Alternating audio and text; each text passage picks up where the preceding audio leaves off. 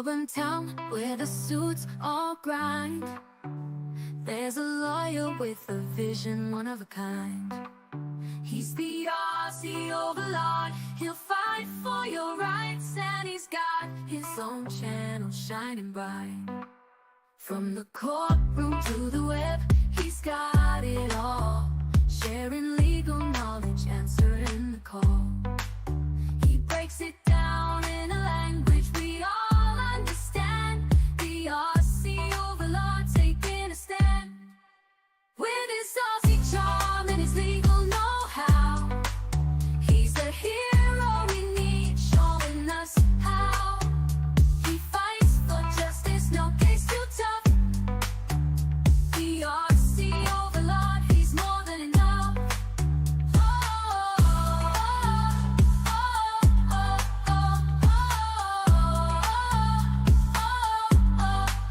He's more than enough.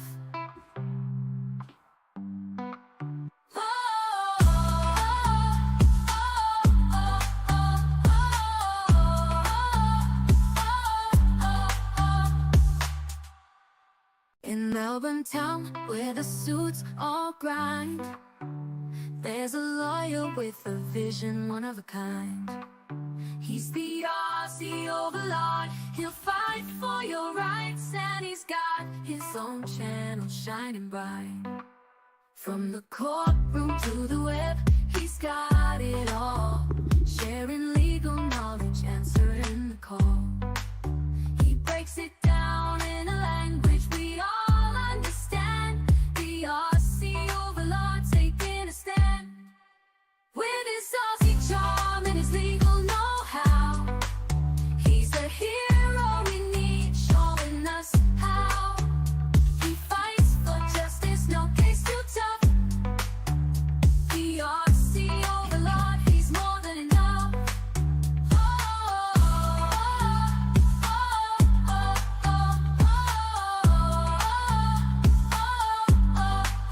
He's more than enough.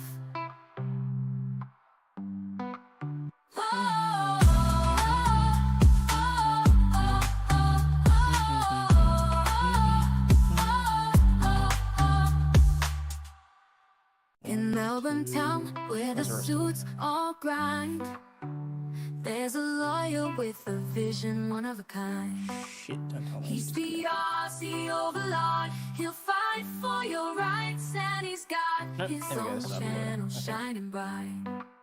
From the courtroom Yeah, to okay. the web, he's got it all, sharing legal knowledge, answering It's the up and call. running. The He breaks robots it are down running. in a Ooh, I language need to we reset the all robot. understand. The Aussie Overlaw'd taking a stand. Platform. With his YouTube, Aussie charm and his legal know-how, counter he's the connected. hero we Okay, need, reset. showing us how. He fights for justice, no case too tough. The Aussie Overlaw'd, he's more than enough. I think we're good. Ooh, hang on, what was that? That should be fine. He's more than enough. Alright. Crack can coat.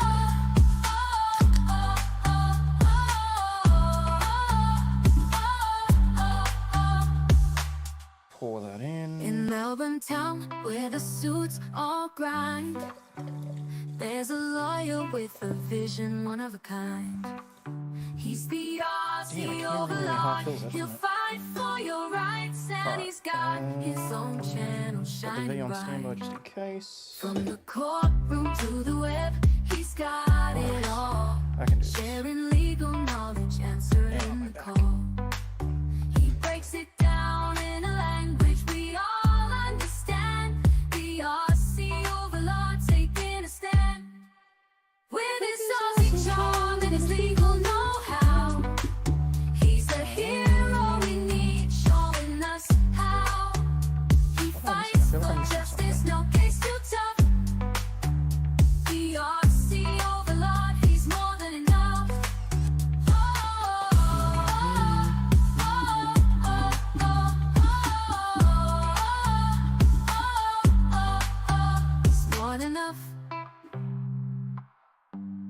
Fuck it. We'll do it live. If there's anything I've forgotten, I'll just... Alright.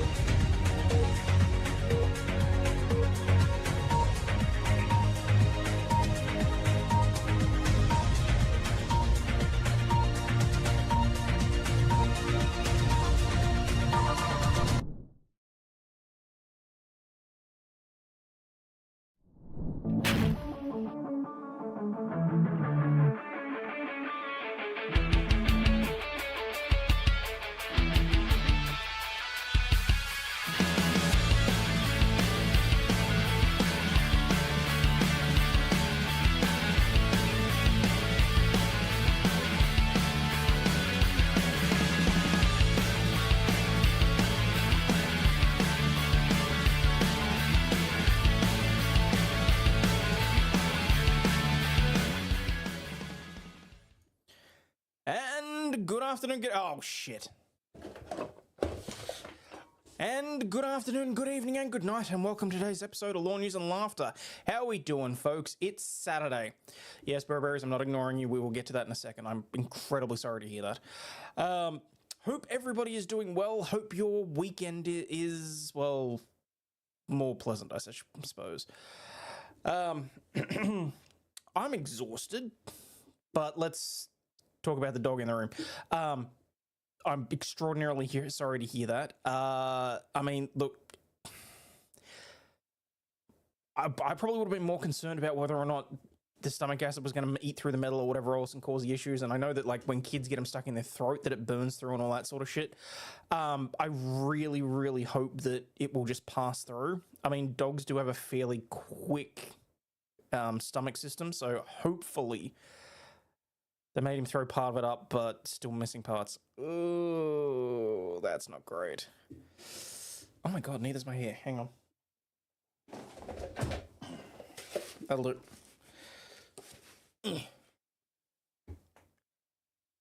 Actually, where is my hat? Hey, Connor, how you doing?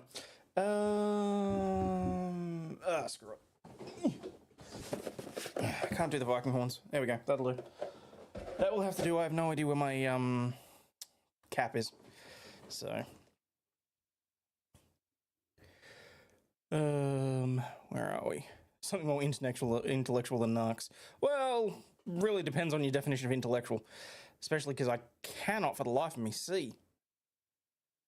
God, literally about to message you to check in since I didn't answer last night. Oh yeah, sorry, dude. I was long gone by the time you messaged me. I was out like a light, so time to raid a village. The Vikings came to say hi. But yes, absolutely thoughts with the doggo. Hopefully everything is okay, because that's I can honestly say that it's never fun thinking about what may or may not happen, and yeah.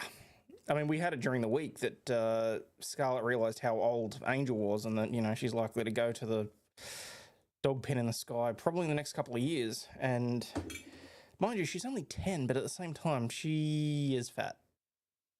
Much like me, she's going to go before her time, so.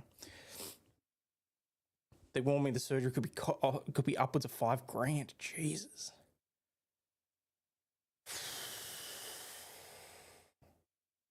Is now a good time for me to play an ad for pet insurance? That really sucks. It really, really does. Yeah, I agree with Alabama Rose. Hopefully he'll just poop it out, and hopefully it won't perforate his bowel or anything like that. Surgery for a strange shaped bone he got a hold of and had to have surgery. He did great. Yikes. Where are we? Hello, Phoebe. Do you get another dog now? Someone suggested that, and I mean, lady over. That's including pet insurance. Ooh. Wow. What? Is that because of the excess, or like? God, this making me wonder whether or not pet insurance is even worth it. Holy crap.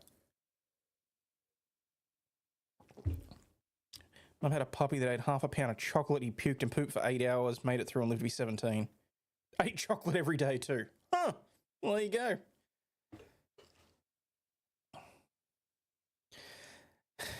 As do I, Phoebe, as do I.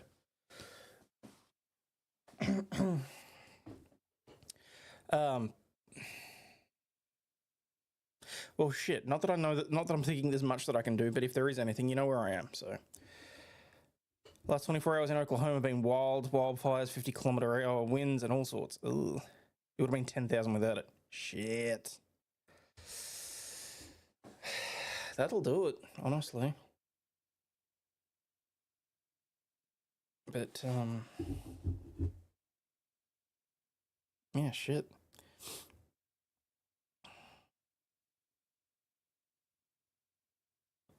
Well, I'm not even sure how the hell to segue away from that either. So I'm just going to say hi to everybody. There's a whole bunch of people in chat that I haven't seen in a while. So if you are not aware, feel free to head over to Aussie Overlaw'd New and just sub up there, because I'm basically doing whatever the hell I want on this channel now, and I'm burning it to the ground, basically.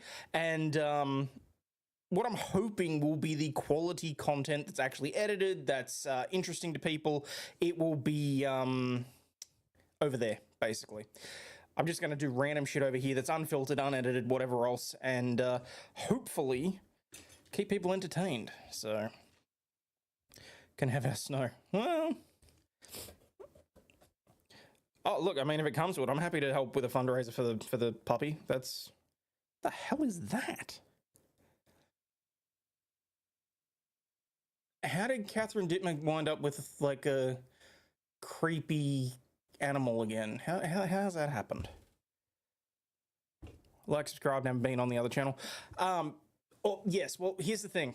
I forgot that I still had Aussie Overlaw'd 2, which was the archive channel. I deleted that today. It's gone. So to anyone that may have subbed up to that one in the last week or so by accident, it's gone. Long story short. So in Manhattan, KS, the winds were insane yesterday. That seems to be a what do you call it? It seems to be a recurring factor with the weather at the moment. Yeah, someone asked me, I think it was Kathy, asked me what I actually planted today. For those of you that don't know, I didn't go on any streams this morning or, you know, duck in on anyone because I was out doing manual labor. Basically, is what it boils down to. Sounds like this channel is going to be more fun. I doubt it. It's just going to be a little bit more unhinged. So, for those of you that don't know, Lady Overlaw'd and I, we're still at the point in our lives where we are...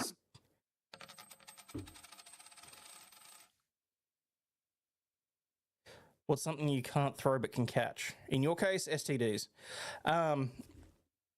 Thank you very much for the super chat, Stingy. Lady Overlaw'd and I are still at the point where we are renting, and so I mean I know the landlords here because they were previous clients to me. I'm on quite good terms with them and that sort of thing, and so there's always there's always a little bit of back and forth each year with like rent reviews and all that sort of stuff, and ordinarily we'd have 6 monthly inspections. Because we're on such good terms, they basically do it once a year, and ours are coming up next weekend. Now, out the back, we previously had some fruit trees. Now, I have no idea what happened. These fruit trees are, well, they were, I should say, 2 gorgeous lime trees and a chili plant. The chili plant's fine.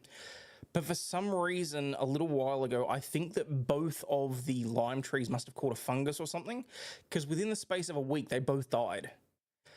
Out and I was sort of putting it off, but I did actually decide today that, you know, given that the inspection's coming up, probably a good idea if we go, we'll replace them. We'll, you know, as we're tidying up the backyard. I think I realized why the plants died. Because as soon as I stuck my shovel into the ground to dig a hole for the new plants that I bought,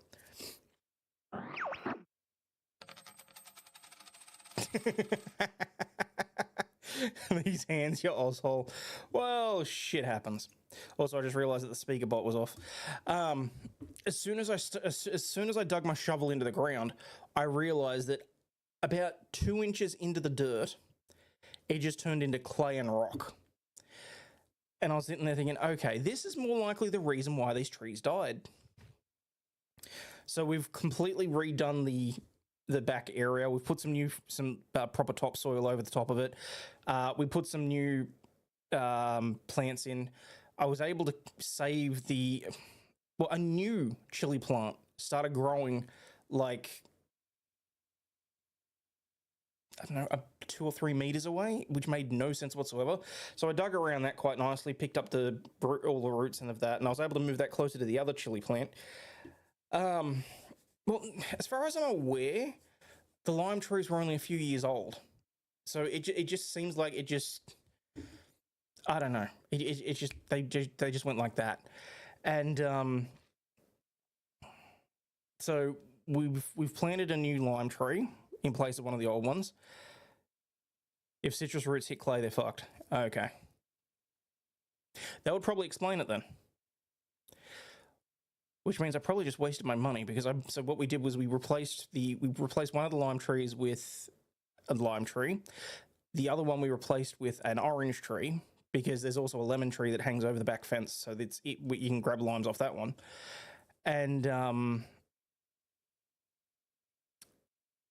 then I bought some rosemary because I wanted to be able to use that for just the smell is amazing, but also to use in cooking and things like that. So we've got that. And then we did, a passion fruit plant. And I got some nice, beautiful flowers to, you know, make it nice and pretty for the wife and all that sort of stuff. Got some lilies and a few other things to go out there. But, yeah, so it should be interesting. We've got a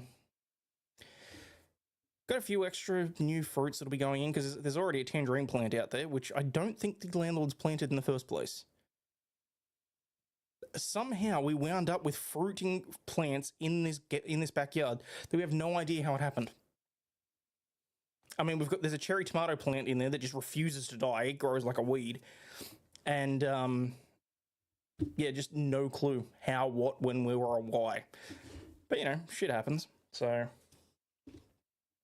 sounds delicious in smell and taste, which the husband would take an interest in the yard he never has. Honestly, after the hours that I spent out there today, just sweating bullets, and the pain that I am now in, I understand it. I've never done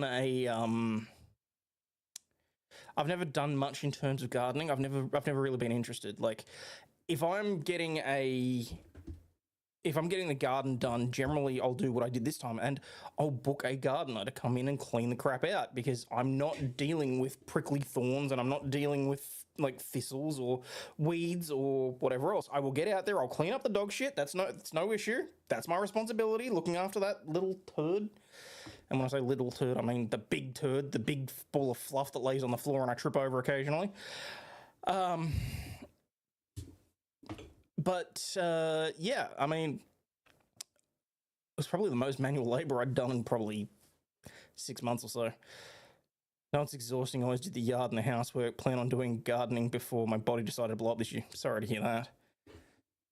Now there's something else there that I missed. I actually don't know what flavor of chilies they are, but they're very hot. So, had my rental inspection 2 weeks ago, given notice to be out by November. They're rebuilding on the site. Oh shit, that sucks. At least you've got a lot of time and notice, I suppose, which in today's rental market you definitely need. Plums were a bit bigger than a cherry, not sure why. I would say, did you prune the plum tree last year? Not that I know much about anything at all. All I really know is from reading the little things that came with the trees that I bought today. And it's literally like, here's your orange tree. It will be in the shape of whatever you make it. You can have it as a standard sized tree, a dwarf tree, or one that grows like an orchard. Just make sure you trim it properly and it'll flower the next year in that manner. And I was like, there's a little bit of a, what do you call it? This is a commitment. So, you're going to eat at a Gordon Ramsay? Wow, okay.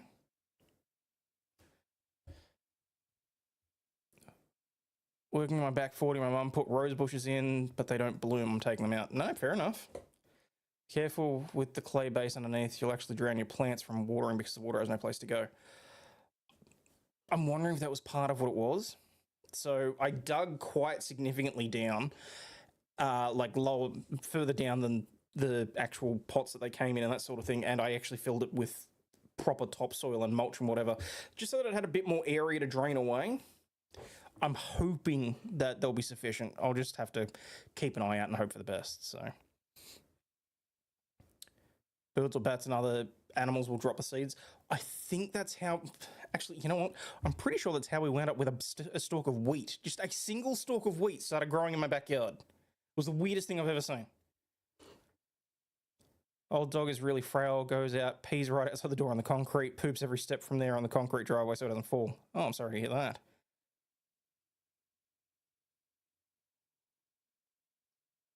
Everyone seen the new video of the bridge guy? What do we think he said? Bridge guy? I have no clue. Okay, let's be perfectly honest. I have paid no attention to anything in the news this week. We know that I'm significantly behind on Karen Reid stuff. I'm significantly behind on pretty much anything and everything. So if there's anything that you guys think I need to know or I need to be aware of, feel free to throw it at me, because that's basically what I'm here tonight. I have got, well, half a mug of Coca-Cola, and I brought out the Aussie Overfuel in case I need it, because we're going to be here for a few hours. So, hello, Black Horse. Mum's iris and lilies are coming up, looking lovely if brave the storms last night. Okay, well, there you go. Actually, that's a good point. Stingy, you don't count. There's one in Oklahoma City. Wait, OKC? OKC, Oklahoma City?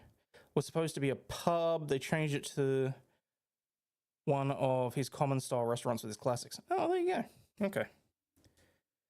Bridge Guy's Delphi, which would take you longer than Reed to get through. That's a good point. I do have, like... Do I have the fortitude to even start looking at the Delphi stuff? Get the Glenfiddich? I mean, I've got Glenmorangie, but I don't know that I've got any Glenfiddich on hand. I mean, otherwise I'm gonna have to put. Otherwise, I'd have to pull out the Japanese stuff. So, hello, Lexi. Didn't know about the bridge guy till I went on panel for Sarah's channel. Oh, there you go. Oh, how did that go? By the way, I didn't get a chance to watch the entire thing. Miss our fruit trees, except the permissum tree here. It attracted yellow jackets. Fair enough. It's soul crushing. Wait, more soul crushing than what's going on with Karen Reid as well. That's disturbing, honestly. Delphi's going to be worth it. Okay. Okay, so there's 64 of you here at the moment. How many of you have actually been over to the Aussie Overlaw'd new channel and watched any of the videos? And when I say any of the videos, given that there was 7 of them and roughly 30 people have watched each of them so far, I guarantee that at least some of you have not watched any of them. So basically, I'm just trying to test the waters and see whether or not the short form edited videos are worth it, or if I should just be switching the streaming across to there. So you're going to have tornadoes soon in Texas. Wish you luck. Well, good luck. The judge who barred all coverage tried to kick the lawyers off the case and shut down all third-party defenses. That sucks.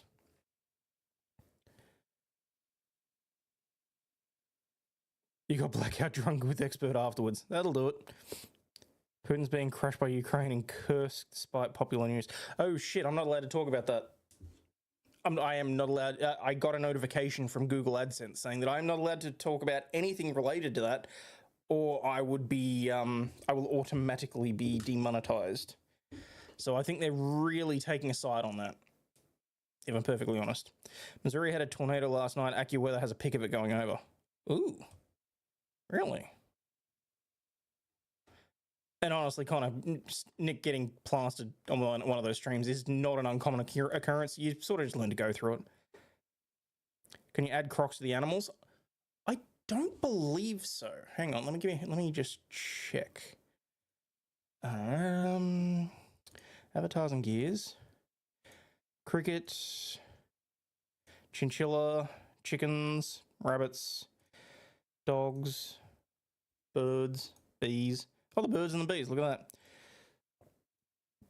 Oh, Lady Overlaw'd came across that, the video about the people having to teach kids about the birds and the bees and the bees and the bees and then the birds and the birds and the birds that think they're bees but they're actually birds and then the bees that think they're birds but can only get with bees and then they brought in like hornets and just like, it was funny like listening to her trying to list it off.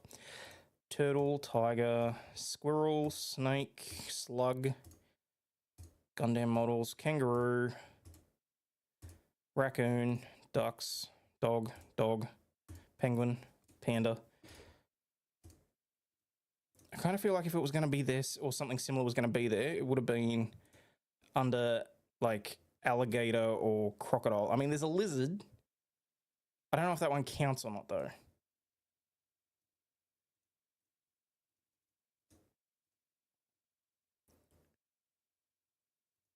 So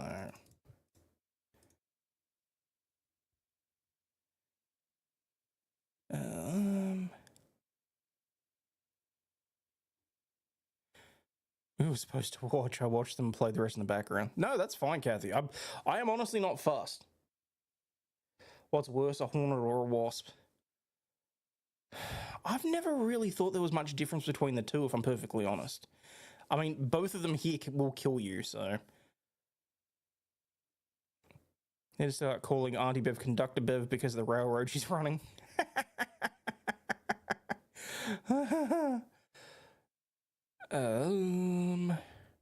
Involves 2 dead miners and followers and more rabid than the Reed case. Damn.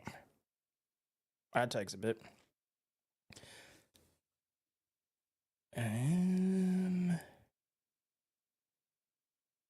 Gotta rewind. What can't you talk about? Australia doesn't have free speech. Oh, no, that's YouTube telling me that I'm not supposed to talk about anything going on in...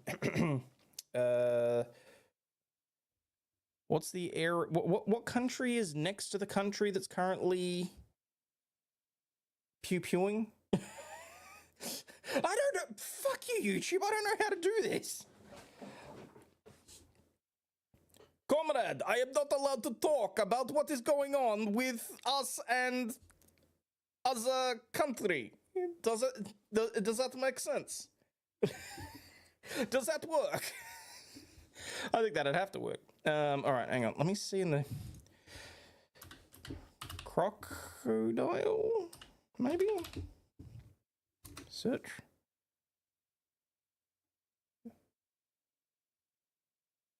Oh, no shit, I can too. Yes, download Zookeepers.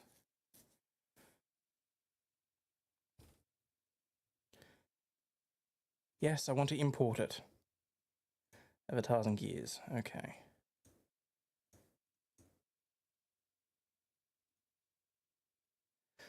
Koala is enabled.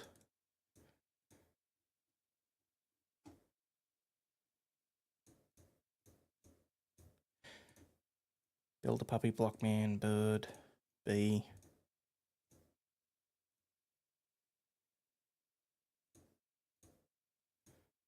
Oh, seriously? I'm going to have to go through and pick all of these? So they're all under Zookeeper.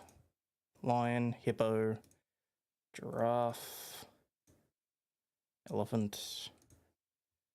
Okay, we want crocodile enabled.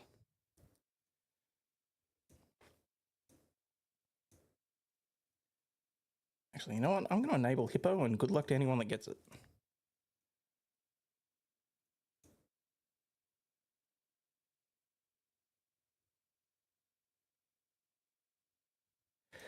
I gather there's been a whole heap of updates with Karen Reid, but I haven't actually looked at anything this week. So hang on, let me connect this up and then we'll.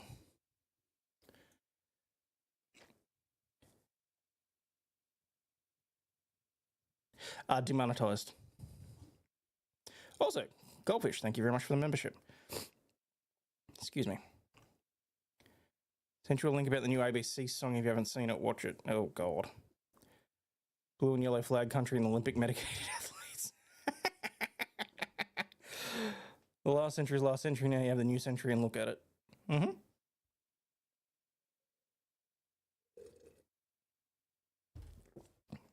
I wasn't trying to ignore you. It just sort of happened. Well, yeah, I mean, the ads... Oh, hang on. I gotta reset the thing. Ads will get turned off in 9 memberships. So... Don't know how the animal thing works. Well, I mean, you've basically you've got to have OBS set up and a whole bunch of other things because it's an overlay. So sick of Karen Reid, not gonna lie.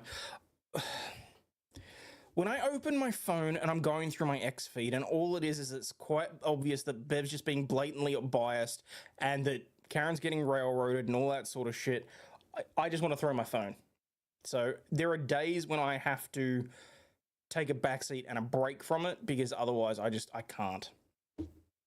What about the sheriff and the judge? I saw that there was something else about that, but I'm looking forward to seeing exactly how that plays out because I know that the lawyer for the police chief has filed a notice of an insanity defense. I mean, I kind of feel like he'd have to because something had to have happened in those. Oh, damn. Hang on. So what's that? 5 and 6. Thank you, Connor. And congratulations to CFA, Cakesboo, Heidi, Wrestler Town, and Melissa. So that brings us down to, that was 6. So that brings us down to 3 memberships to go, and I turn off the ads. There we go. So, wahoo. Been watching Jackson in Phil Spectator's trial. Okay. What was I saying? Oh, yeah, something had to have happened in the interim between him going to lunch and then coming back, looking at 2 phones, and then pulling out his gun and firing on the judge and ending his life. I mean, there were a whole heap of allegations going around at the time. He was talking. There was statements about how he felt that they were going to take his wife and daughter away from him and that sort of thing. And there's allegations that maybe it was a prostitution ring, or there was, or that other individuals had been having sex in the judge's chambers and giving it away for in exchange for leniency. Kathy dropping another membership. Thank you. Congrats to Peachy Peaches. So I think that one's going to be interesting, and I'm very much hoping that it's going to hoping that one will get televised. Kathy, bloody hell! What do you do? You just want me to turn the ads off? Is that the issue? Congratulations to Julie Bean that got the membership.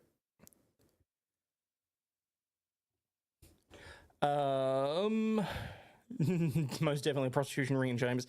Kind of sounds like it. Okay, all right. I will turn the ads off. Kathy, you single-handedly did it. Thank you. Monetization. There we go. Turn off the ads. Oh, and there we go. Connor's dropping another one too. Thank you. Appreciate it. Although, not gonna lie, that kind of just cancels out the one that I've still got running on your dad's channel.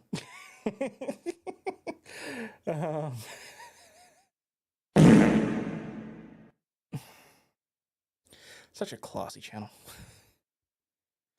Who got that one? Felzu got the one from Kathy, and wait, who got the one from Connor?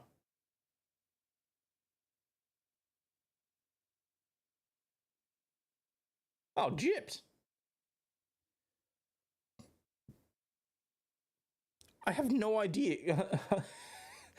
Wow, that sucks. Okay. Anyway, now I got to remember there was a case we were talking about out of South Carolina. Burberry's. Please remind me if you.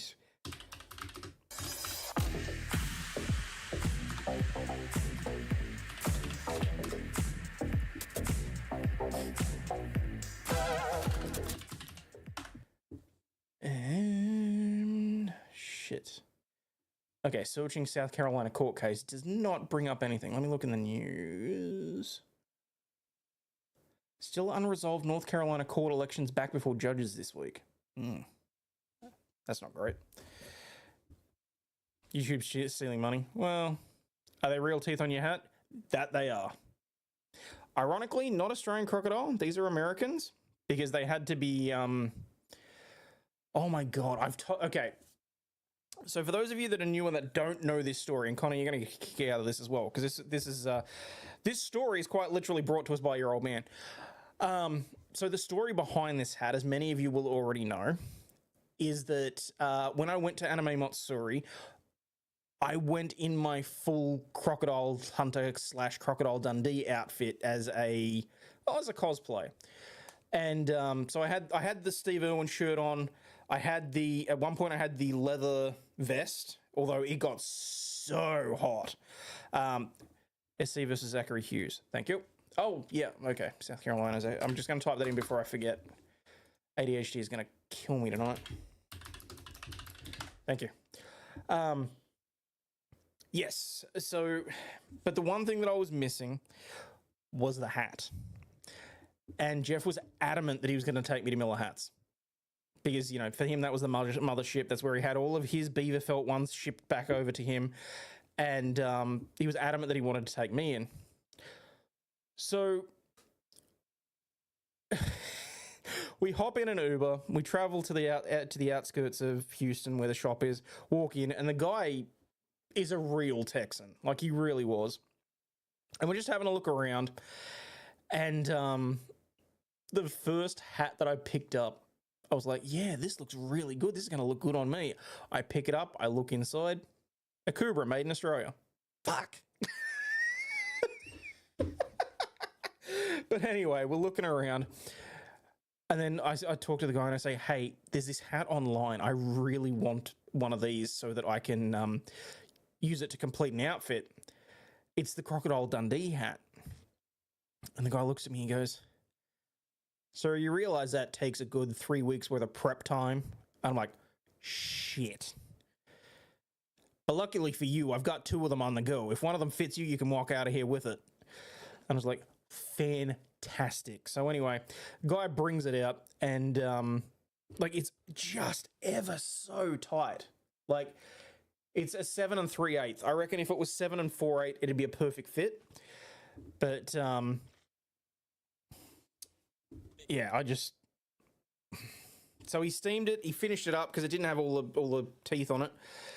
But so I enjoyed it, and it is easily one of the most expensive items that I have in my house. Okay, at least clothing wise, anyway.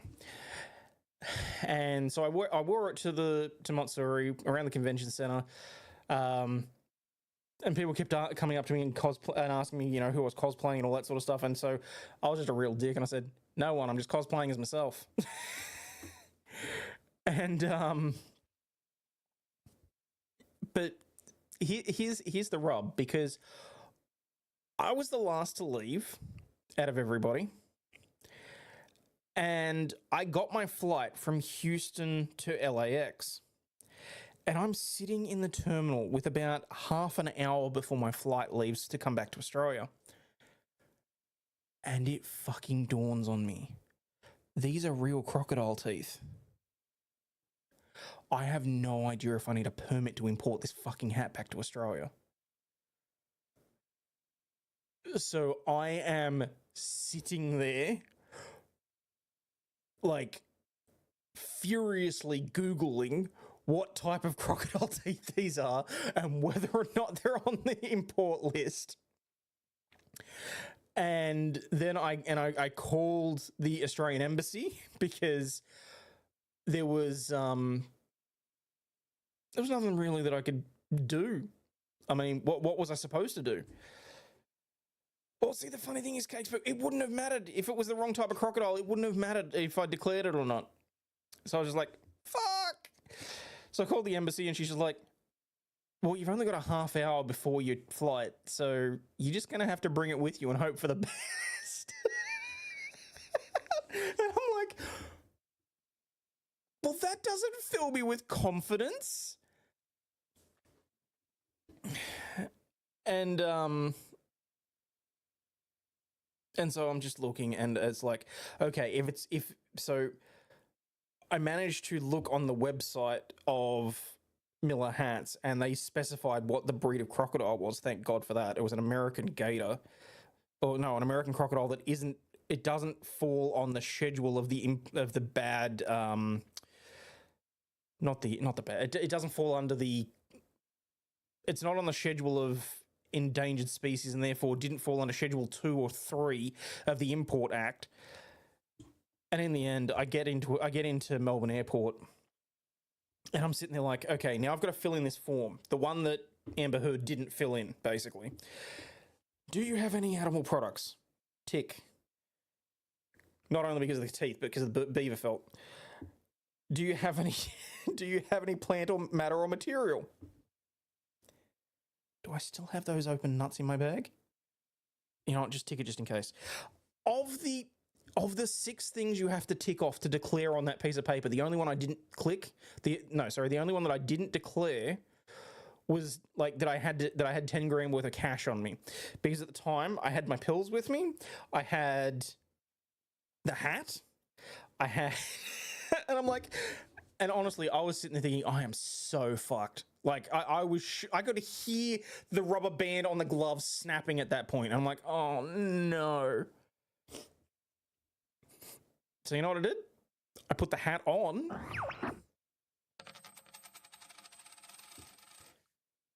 Billy Aoki said should have removed the croc teeth and put your own. Is my smile really that bad? So I put the hat on, and then I walked up to the declaration desk, and I handed over the piece of paper, and basically the guy said to me, what's the medication? It's just over the counter stuff that I've got a script for. And he said, do you have the script with you? Well, no, I don't, but I have it at home. But I showed him the box and it had the script details on it. He's like, okay, that's perfectly fine. You've ticked here, you've got animal products. What else is it? I just pointed to the hat, and he just looked at me and went, and waved me through. And I get to the actual exit line, and there's not these pair of not unattractive airport staff security girls were they were eyeing off the hat, and I turned on the charm a little bit, and I got waved through without them giving me a second thought. But anyway, and I did see that there were a couple of people that came through. Brian Miller, hello, good to see you. Best embassy ever. Deal with it. Good luck. That's basically what she said to me. Yeah. Gypsy Soul, hello. Hope you're well as well. At least you didn't abuse Yorkies. Well, there is that. She told you in simple words, bitch, shut the fuck up and stop snitching on yourself.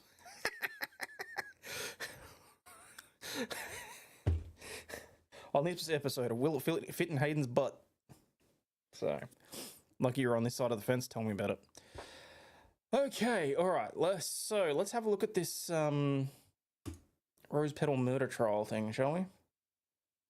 Because I am curious. So let me just double check that we have the news page connected. Yep, that should be fine. Alrighty. I understand that you worry blueberries, and it's entirely reasonable in the scenario. Giving yourself an ulcer, though, will not change the ultimate outcome, whether it's for good or for bad. Okay.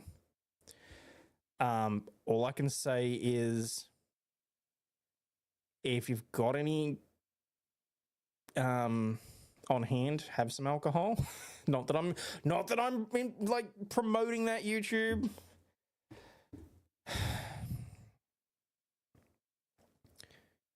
What do you mean I look like a Bucky's beaver? Bite me.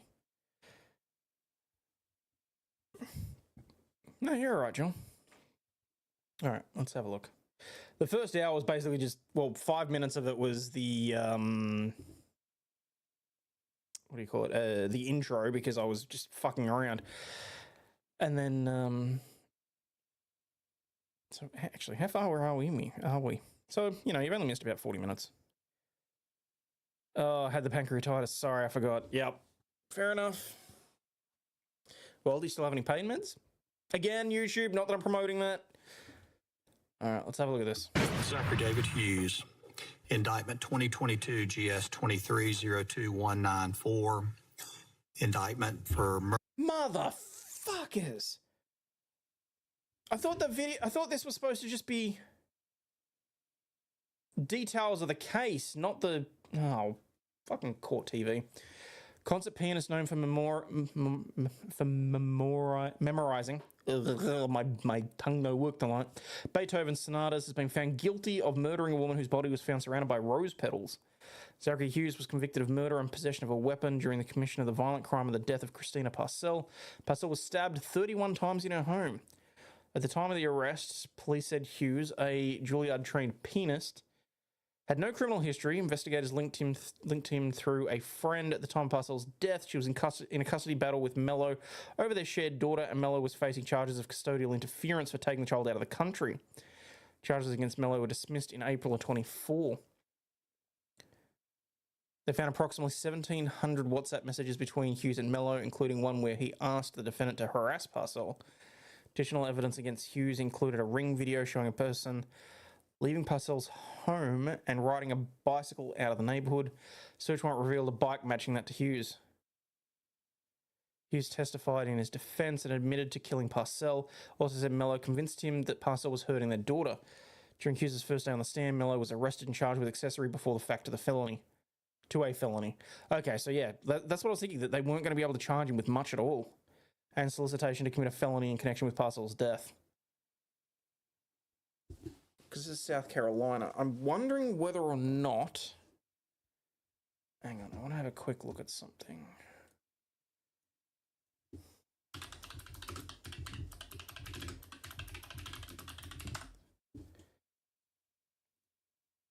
Code of Laws, Title 16.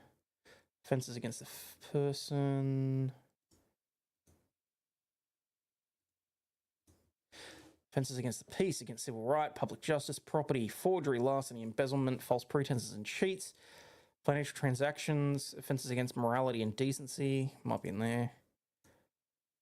Offences against public policy, gambling and lotteries involving motor vehicle titles, weapons, domestic violence, animal fighting and baiting. Okay, let's have a look. Good God, I can't get over how you Americans write your fucking legislation. Like, look at this shit. Look at it. No wonder you guys can't actually ever find anything. Just giant slabs of text.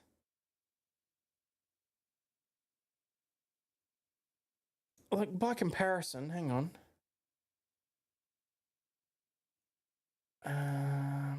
Where are we?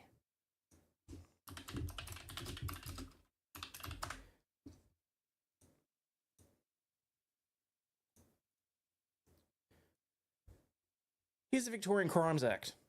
Surprisingly, with a table of contents and everything, so that you can find the specific section that it relates to. Punishment for murder, unintentional killing in the course of furtherance of a crime of violence. And then you actually get down to...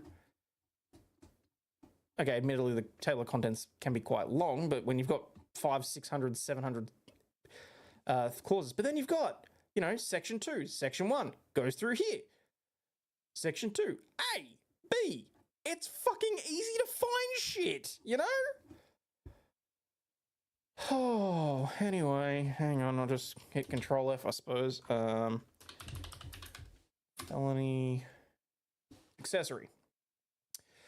Person who aids in the commission of a felony or is an accessory before the fact of the commission of felony by counselling, hiring, or otherwise procuring the felony is guilty of the crime of a felony, and upon conviction must be punished in the manner prescribed for the punishment of the principal felon. Ooh. Okay, so they're making... So it's very straightforward there. If you convince someone to commit a felony, you can be punished in the manner prescribed for the punishment of the principal felon. So if you're an accessory before the fact and someone commits a murder, you get punished for murder. USA's making it so lawyers have a job. No, Ichiro, I can say that utilizing this shit, I still have a job. Don't get me wrong, it can be significantly easier at times, but Melon, hello. Wishing you had a good weekend too. At least free speech. Fair. You got me there. I will give you that. Since the USA, Hayden, can you find out if the guy was a Democrat, Republican, or other? Possibly. I mean, I'm sure it'll be there somewhere.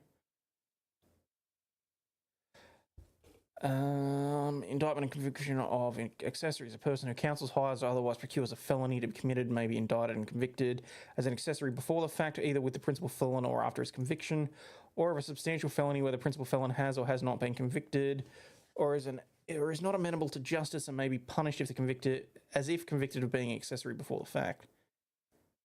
Huh. Okay. Oh my god, look at this slab of text.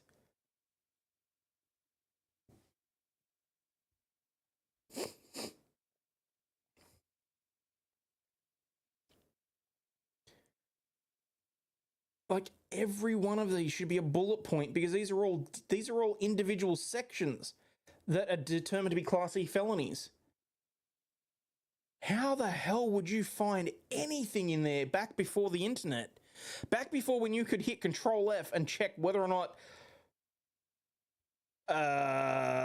sabotage, Title 32, Section 7, 100A2. Wait, what's that say? Pre-need funeral contract violations with a value of more than $10,000. No.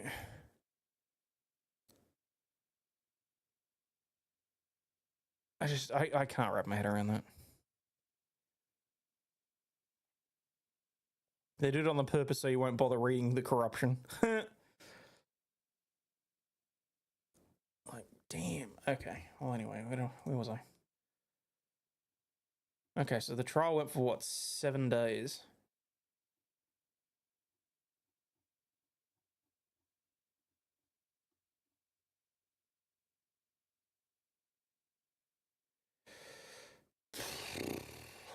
So do they have it on video?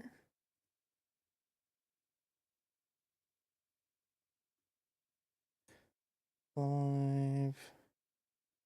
Actually, do they have it under playlists? Military wife, one Gaza, sort by... Oh, newest, it's already there.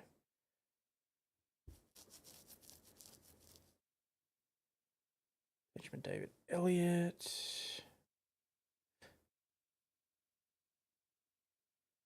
Secret Lover Trial. Ooh, hello. And it's only... Oh, there it is. That's why I couldn't find it, because it's 31 videos.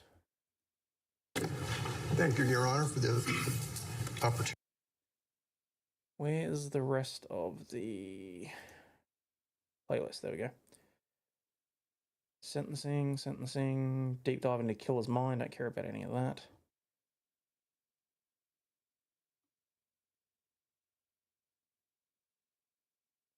Whole heap of videos that I don't really give a shit about. Okay, so I got day 6 and day 7. Where the frick is the rest of it?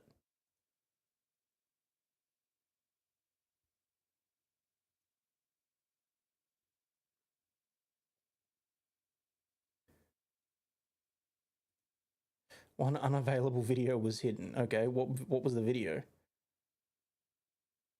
Defense opening statements.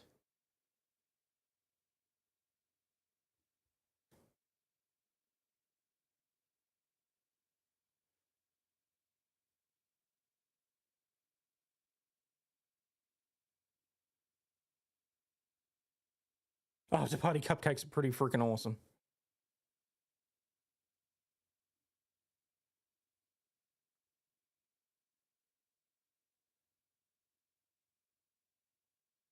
Paywall. You reckon? Oh, I might have to see if it's elsewhere then, because that's...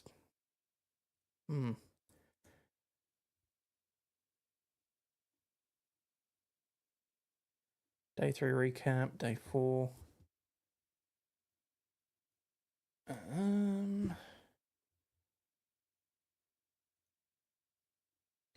Shit, what was he called?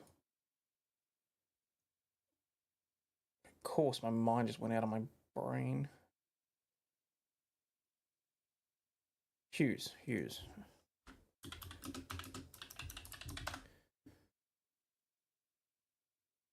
South Carolina versus Zachary Hughes.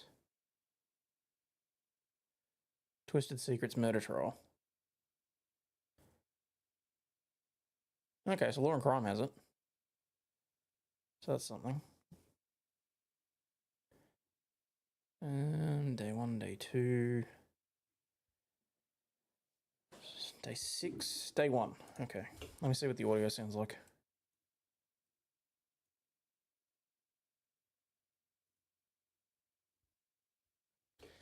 Oh, yay. Apparently for this one, it's the fire alarm.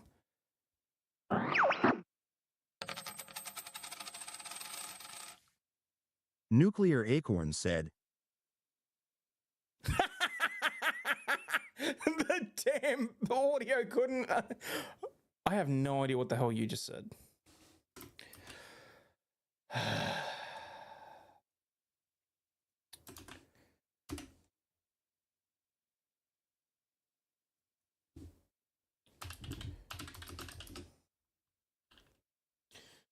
Oh my god, I almost just typed in to Australian.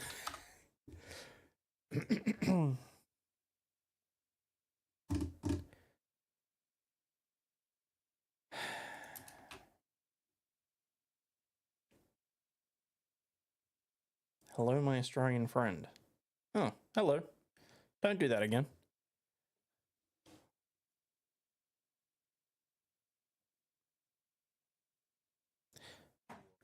Did I see Crowder, Tim Pool, and Viva Fry pulling off YouTube and going to Rumble with a few others? That doesn't surprise me.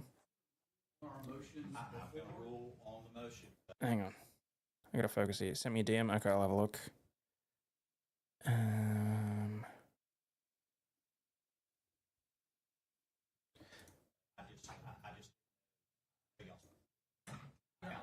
Okay. All right. I've spent a considerable amount of time looking at case law, these excellent briefs that have been presented to me. So now let's your just... oral arguments, and We'll mimic me being in the car, so... amended motion in limine, and I'm going to exclude any reference to child pornography involving the victim, her juvenile daughter, I think it's AMP, or Bradley Post. Wait, what? So I'm... Hang on.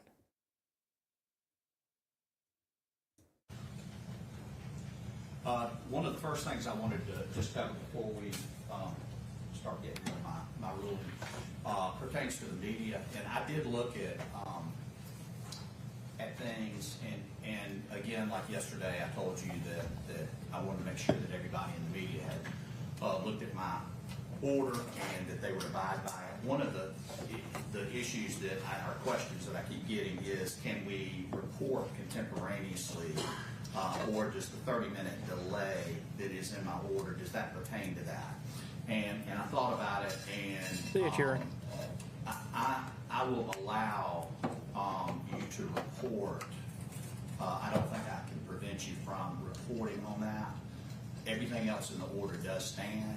I don't think I specifically really addressed that point, but I just wanted to clarify that because I think there's been a lot of questions about that. I am concerned, though, I do not want people coming in and out a flurry. I don't need distractions for the jury. Okay? I think that will be the last time that we address anything pertaining to the media. But again, I'm thankful that you're here, and our courts are open to the media. All right. I've spent a considerable amount of time looking at case law, these excellent briefs that have been presented to me, your oral arguments, and I am going to grant the state's motion, amended motion in limine, and I'm going to exclude any reference to child pornography. Wait, what?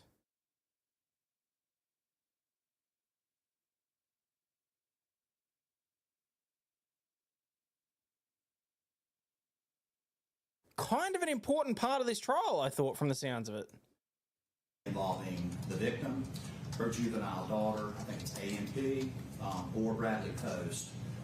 So I'm going to be excluding that. And that also includes the cross-examination of Mr. Post. I will get into that in a moment. I know that we've talked with counsel as far as your ability to do a proper, and he's going to be coming in for a in-camera hearing shortly. I find that it is not relevant under Rule 401 or 2. This evidence has no tendency to make the existence of any fact that is of consequence of this murder more or less likely. It will not assist the jury at arriving at the truth of this murder. The question is, did the defendant commit this murder? And that's the only issue. The child pornography is not relevant, and even if so, I would exclude it under Rule 403 because the probative value is significantly outweighed by, and I know normally we jump to unfair prejudice, and that is part of it, but I would focus on confusion of the issues and misleading the jury. If at some point it does become relevant, then that certainly could be How does that not handicap his defense? Okay, so we're certainly going to be looking at this trial, people.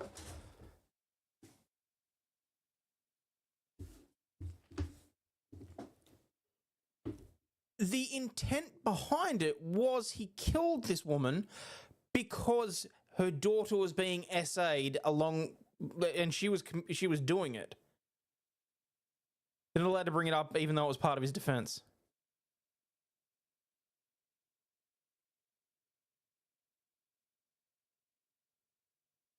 It wasn't found until after she was killed. I mean, I think that the timing of it is irrelevant. If the reason for him engaging in the act, it's directly relevant to his intent. What the fuck?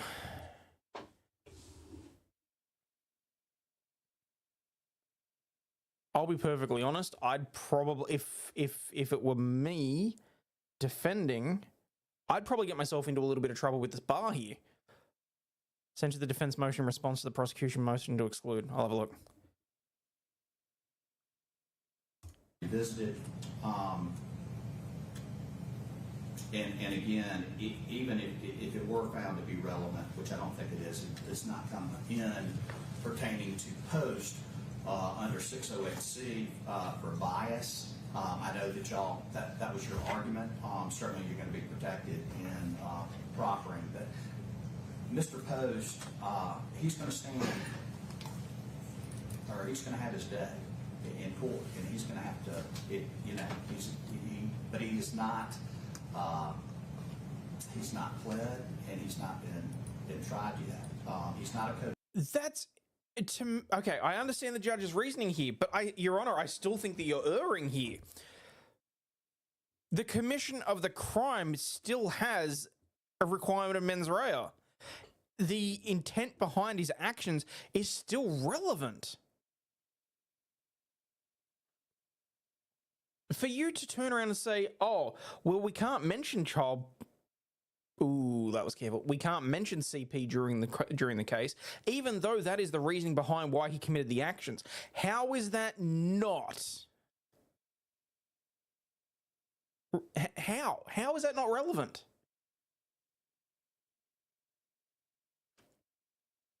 I mean, the fact that it was found after the fact, okay, they probably can't mention that, but they should still be able to say the reason he engaged in these actions was because he was of the understanding and belief that these actions were taking place. That was his headspace. That is his testimony.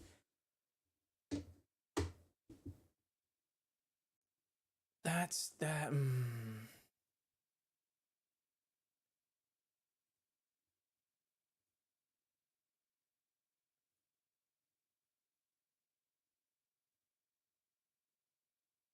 Hang on. Berries has very kindly sent me a link to all of the documents and whatnot, so I just want to have a quick look.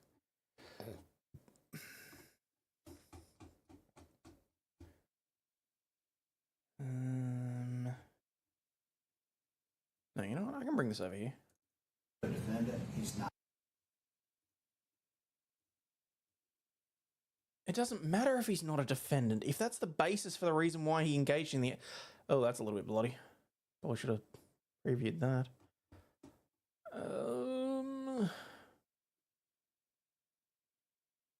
Okay, so there's definitely things that I won't be able to show on screen because I'm fairly confident that that is a nude selfie. Hopefully not of the kid, but still. Oh, here we go. Motion for bond hearing transcript. Oh, wow, they got the transcripts and everything. Fantastic. Motion to provide access to compel Z Hughes to disclose passcode to his iPhone. Show cause. Incident supplemental reports. Federal complaint.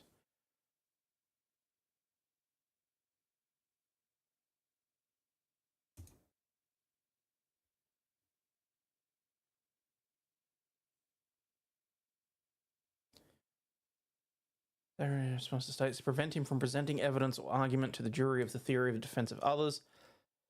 Okay, to be fair, I can understand why the judge said that he didn't want the argument in defense of others. And we talked about that the other day. I can understand why that makes sense. To exclude him from mentioning it at all, though,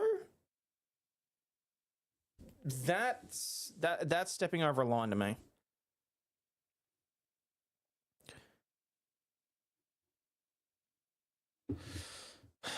Evidence will show that AM was SA'd by her own mother and Bradley Post, Parcel's fiance, over many years.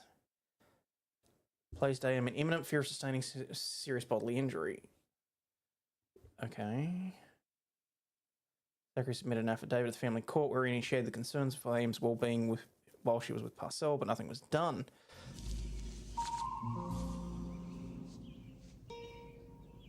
What the fuck is this piece of shit? Zach reported to the South Carolina Department of Social Services concerns that he had about AM being abused and did nothing.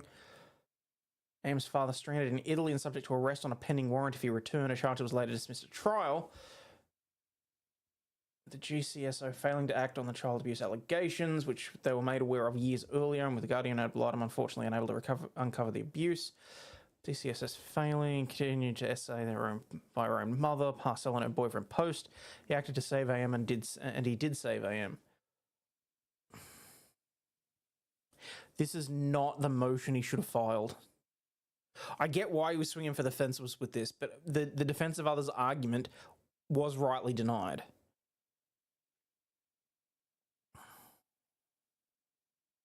Unless he the defense of others in this instance, because it terminated somebody's life, he would have had to have walked into the house at the exact moment that they were doing anything to her. Because otherwise, there is no imminency to it. At any point, I mean, as bad as it sounds, he could have just kidnapped her and gotten her out of the situation. As horrible as that sounds, this is freaking messed up.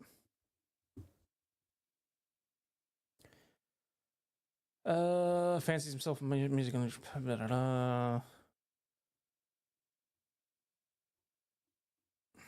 Zach Hughes is born, family moved to Virginia. His family moved to South Carolina. Blah, blah, blah.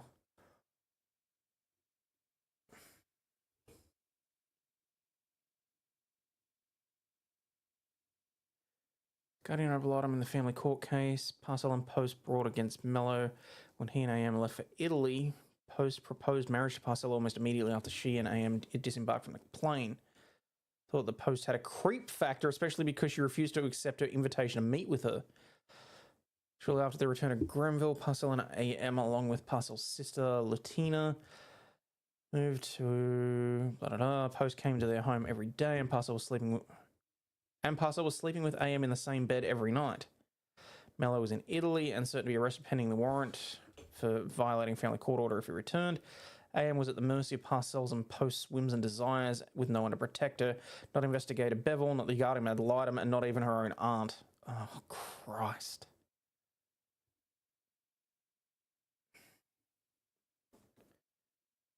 Shared details. Parcells a sociopath, just like Grace. Damn. Traveled to Italy. Mello and AM were in Italy, and after Parcell transported AM back to Grenville, Zach tried to keep Mello help Mello keep AM safe. He contacted lawyers at Mello's behalf to obtain representation for him in family court. When he was able to return, he cleaned Mello's house so he and AM would have a suitable place to live when they returned. He agreed to pick Mello up from the airport when he was able to return. Unfortunately, none of these measures served to make AM any safer. Zach did more to try to save AM.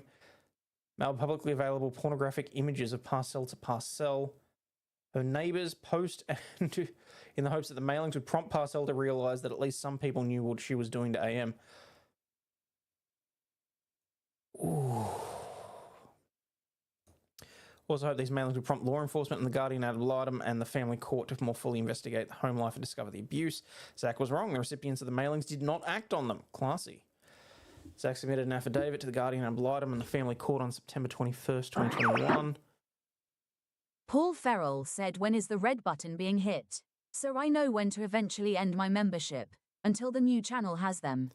Yeah, that's basically it, Paul. So at the moment, if there's anyone that's watching and is unaware, I'm basically, this channel, I'm just going to run into the ground and light it on fire.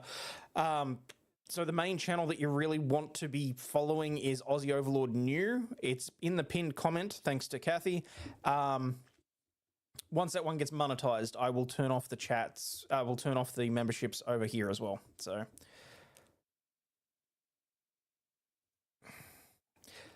yes, breweries, that's mainly because I don't want the case detail at the moment. I still want to go into the trial with a clear head. I just wanted to see exactly what the reasoning was for them to try and leave that out, because that astonished me. The fact that he's saying that they could not refer to it at all is to me an appealable issue.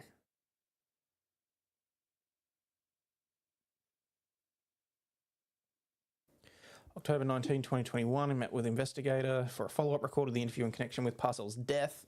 Sparksman seized Post's cell phone and searched it pursuant to a search warrant. During the search, they discovered numerous images of CP involving Parcell and AM. Sparkman contacted Bevel to investigate the new criminal activity that he'd uncovered. Bevel immediately obtained a warrant for Post for exploitation of a minor, third-degree warrant ending 735 for one photograph that he saw involving AM. Bevel now knew that AM had been the victim of SA and did not know the extent of the SA that AM was subject to and from who. He knew AM was in danger and he had to move quickly. After obtaining the warrant, Bevel deployed team to arrest Post. FACET stands for Fugitive Apprehension Specialised Investigation Team. And its purpose is to track down subjects wanted for recently committed serious violent crimes. Okay.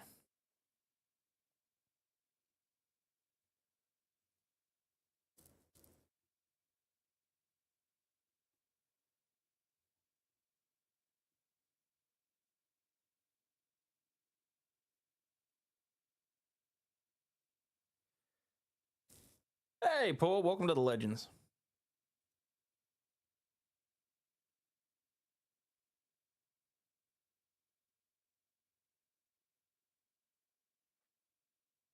Also, didn't even raise his defense to the court of prosecution until halfway through the trial. Okay. Yes, I know. Well done, Maddie. Hundreds, if not thousands, of videos of AM and the Post devices tell much of the story of the continuous, profound, and violent harm Post and Parcell did to AM. Defence counsel seek to introduce evidence of the CP to the most accurately describe to the jury both the extreme and serious harm Parcell and Post perpetrated on AM and the extreme danger that she was in as of October 13, 2021. Below are some descriptions of the narrowly tailed exhibit defence counsel will likely to be seek to introduce. These descriptions will be preceded by the evidence which housed them and at least 5 characters of the file names. Oh, God.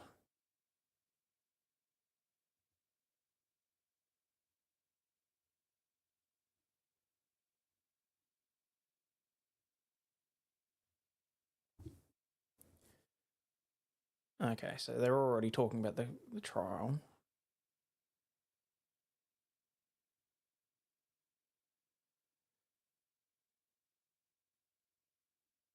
Okay.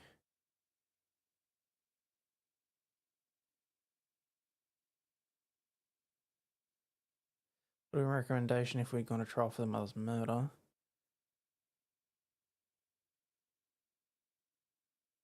Immediately after a terrorist testimony, defence counsel sought to ask her on cross-examination what her recommendation would have been after Parcel passed. State objected and the defence counsel argued that once again the state had opened the door to the CP evidence. Court denied the motion but allowed defence counsel to question under proffer. What was your opinion on October 13, 2021 and or before that she remained with the custody of her mother? If you knew then what you know now, and let me be very specific, if you knew that Christina Passer was engaged in engaged in the production of CP with her daughter, would you have had a different view? Yes. In fact, isn't it true that if you knew what you know now, you would have gotten her out of that house, out of her custody as soon as you could? Isn't that true? Probably would have got Christina out of the house since it was Tina's house, and I would have wanted her to have custody.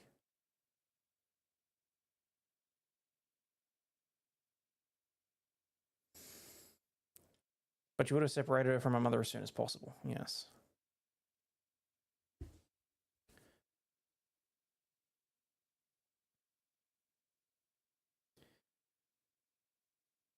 See, he's making the argument here that the CP is admissible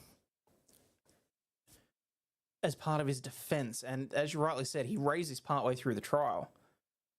That's not the reason that he should have been trying to have it admitted, though. All he had to get was the words CP in front of the jury. And there was another way to attack this.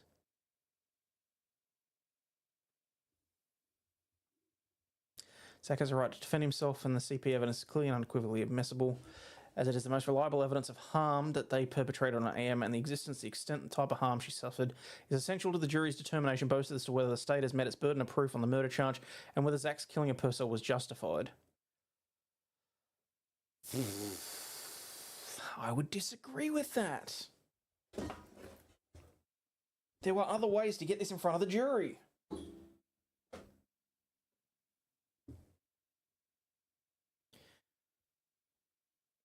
God damn it! Who represented this guy?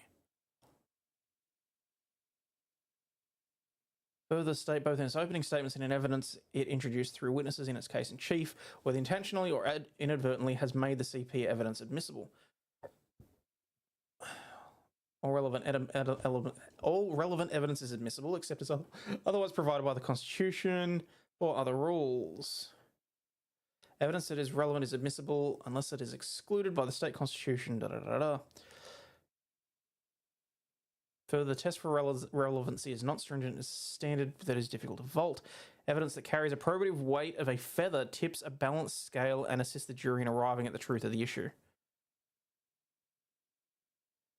The state has charged Zach with inter alia murder in the killing of any person with malice aforethought, either express or implied. In the context of murder, malice is defined as the intention of doing a wrongful act without a just cause or excuse. Okay, in this case, I'll support that. Affirming the trial court's use of the definition of malice and justifying the holding in part. Under the state's clearly articulated burden of proof and the trial court's definition of malice, the state is required to prove beyond a reasonable doubt that sellers had acted without just cause or excuse. As the state aptly conceded during its case in chief, I'll say that malice is an element the state is charged with proving, and the evidence of that effect obviously is extremely valuable. The state went on to say that the actions of the state is alleging that Mr. Hughes took obviously during the incident, but afterwards are highly probative to show state of mind.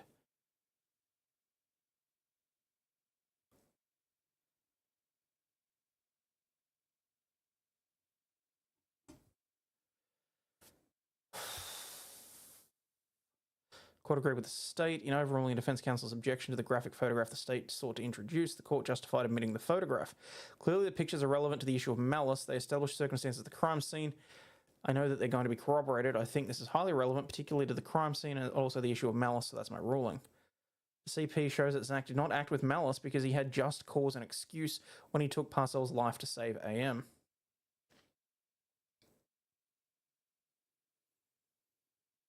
Parcella and Post SA to AM for years. The police failed to stop it. The Guardian of Overlaw'd was unable to uncover it.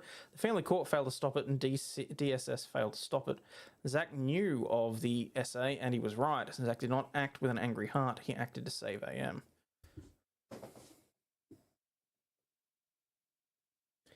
Again, this is not the avenue to have attacked this.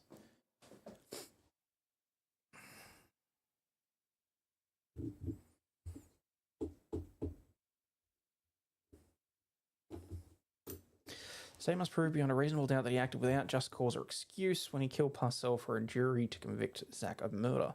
Therefore, the CP is a fact of consequence for the jury to consider in determining whether or not he acted with malice when he killed Parcell, and it constitutes evidence that would assist the jury in arriving at the truth.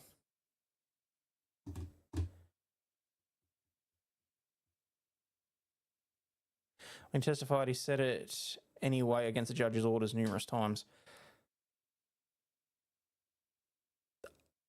Gotta watch his testimony. Aaron, don't worry, we're gonna watch the whole trial. This is gonna be one that I'll be able to put on in the car, so.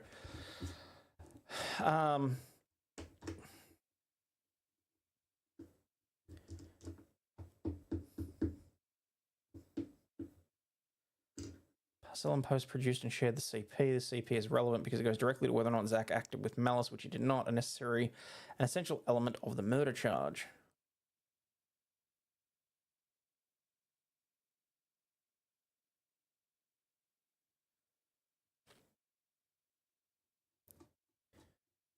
What did he put it under? That was the... See, the defense of others argument was doomed to fail just because of the way that it's set up. I mean, arguing...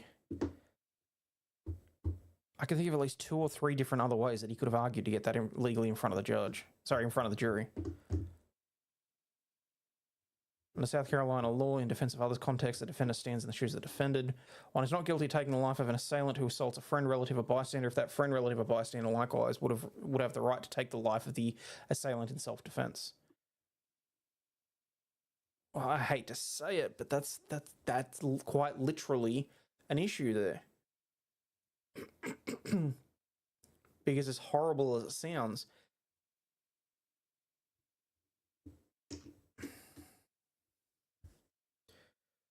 would the daughter have had the right to have taken their life in that instance? And the trouble is that it comes back to the contemporaneous nature of the crime. If he would have had to have been standing in the room while they were committing acts against her. It sucks, but it's the way that it's set up.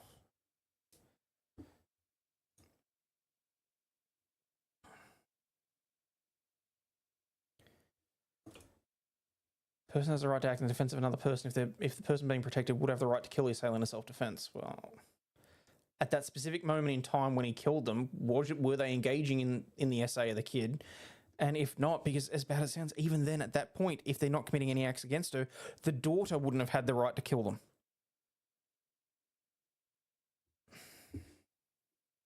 In essence, this trial is really about the state versus AM. If AM could have acted in self-defense to kill Parcell, then Zach to act to save her. Defendant must, without fault in bringing on the difficulty. Second, the defendant must actually believe there was an imminent... Must have believed there was an imminent danger of losing their life or sustaining serious bodily injury, or that they were in such imminent danger. So at the time that he committed the murder, was the daughter in fear of imminent danger or loss of life? If not, this argument goes out the window.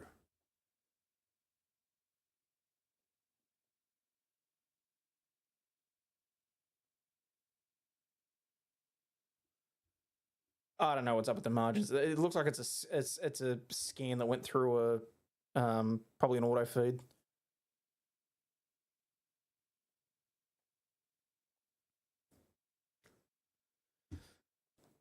Contrary to the state's motion, the fourth element does not apply to the case because Zach defended AM in her home, a place where she had no duty to retreat. AM had no duty to retreat, neither did Zach. Right of the father to defend his daughter is coexistent with the right of the daughter to defend herself. The person attacked on their own premises without fault has the right to claim immunity of law from retreat. Therefore, the appellant's sister had no duty to retreat. The intervener assumes the rights. The appellant has no duty to retreat. The CP the police seized from Post's devices directly and unequivocally proves the second and third elements of self-defense, that AM was actually in imminent danger of sustained serious bodily injury. And the circumstances were such that that would warrant a woman of ordinary prudence, firmness, and courage to strike a fatal blow in order to save herself from serious bodily harm or losing her own life.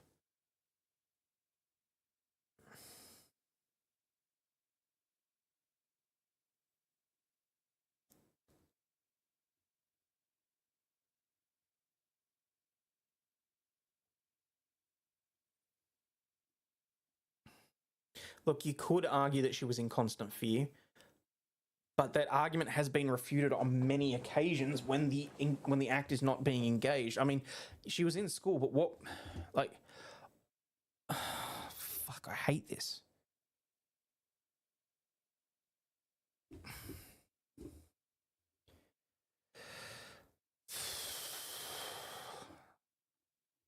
Someone tell me why I always come across the cases where it's horrific. I mean, I still haven't finished the Harmony case because, you know, would Hayden be lawful good, lawful neutral, or neutral good?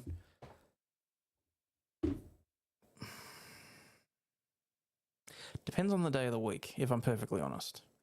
Because my first instinct in this was to say, fuck it, ignore the judge and mention it in court anyway.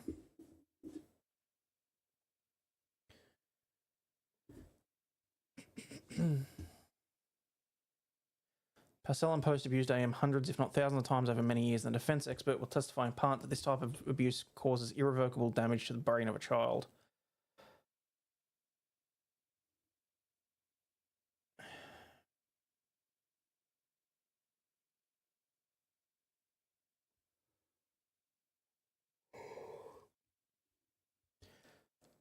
.403 can operate to exclude evidence that is otherwise relevant. Exclusion should be evoked rarely because the general policy of the federal rules is that relevant material should be laid before the jury, although relevant evidence may be excluded if its probative value is substantially outweighed by the danger of unfair prejudice, confusion of the issues, or misleading the jury, or by considerations of undue delay, waste of time, or needless presentation of comminative evidence.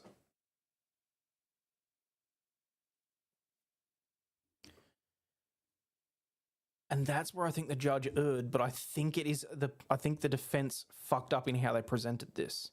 Because again, they shouldn't have been making the defense of others argument. I mean, hell, even if all they did was put in a temporary insanity argument and put it before the jury that was the reason that caused it. Like, it's not to say that it was going to necessarily be accepted, but there were many ways that you could make a argument to say these words in front of the jury.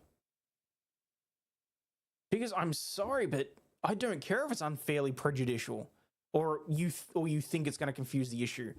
It was fundamental, allegedly, to why he committed the act. If the guilty mind is to be present, understanding it needs to be put in front of the jury, particularly if it's fair and reasonable.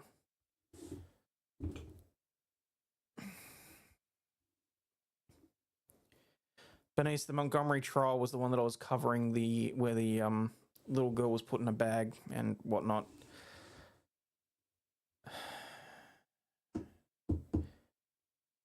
It's been ages since I've covered that case, and I don't know if I'll ever finish it, just because Harmony reminded me so much of Scarlett at that age. Like, even just looking at her. There's only so much. Oh, and by the way, for those of you that were really hoping that I'd be able to get a blood pressure monitor to put on the streams, I tried again, and Lady Overlaw'd has emphatically vetoed that idea. Because she doesn't want it to be an excuse for people to get me rolled up and, you know, have a stroke on stream. Wow, that came out dirtier than I intended.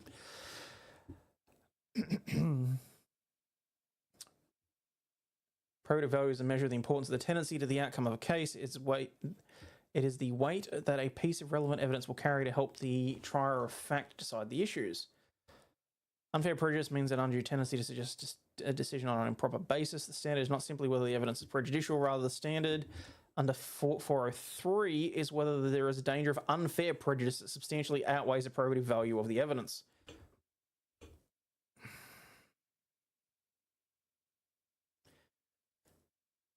Putting the defendant and letting him explain if the judge halts, you have a mistrial, do that every time. Well, you're not supposed to knowingly do that. And from the sounds of it, apparently he did. So...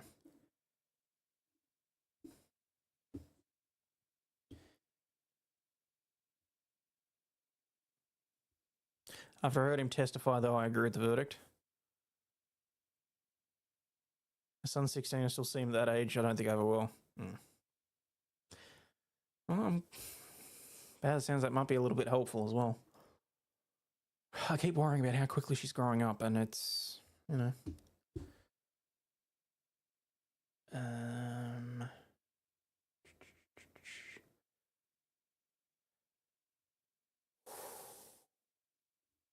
Relevant evidence in a CP case is often disturbing, yet that alone cannot be the reason to exclude the evidence. A child's autopsy in a homicide case by child abuse... Ooh, damn it. And stating a trial judge is not required to exclude relevant evidence merely because it is unpleasant or offensive. Further, Rule 403 does not protect the state from devastating evidence in general. The CP is disturbing because the alleged crimes themselves are extraordinarily disturbing. Rule 403 is not a shield to keep juries from learning details of horrific crimes.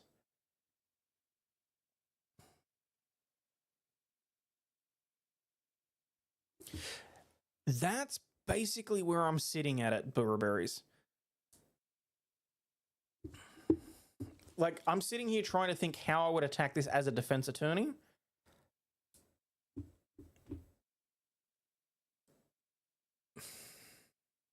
From what I'm gathering, it was right for him to be found guilty.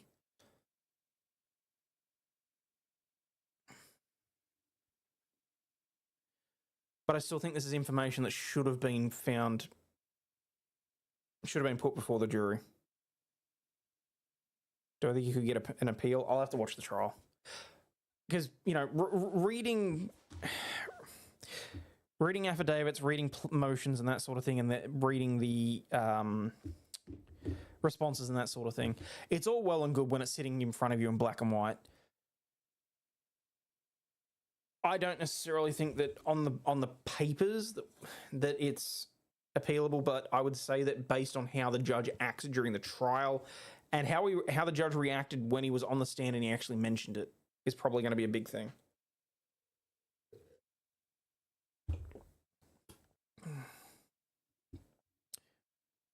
That's fair enough, Paul.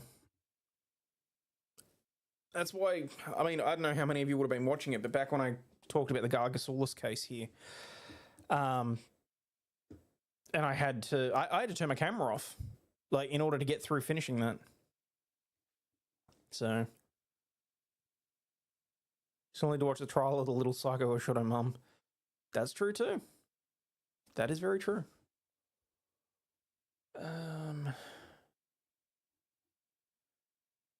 Okay, well that's all right. So I'm just trying to think when we're going to be able to sort that out. I'm just trying to think whether or not it's going to be a once a week thing, or if I try and just cover as much of the trial as I can, like on my morning way to work. I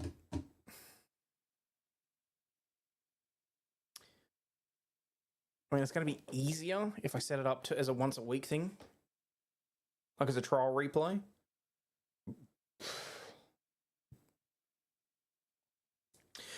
That would be because you're sucking up all the gay Ds. Wondered if he came up with this defense after the unaliving. Potentially. Sounds like a butt backwards case, though, that's for sure.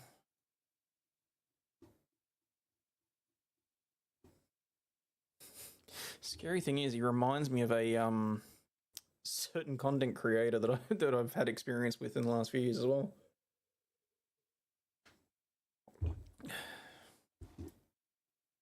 So,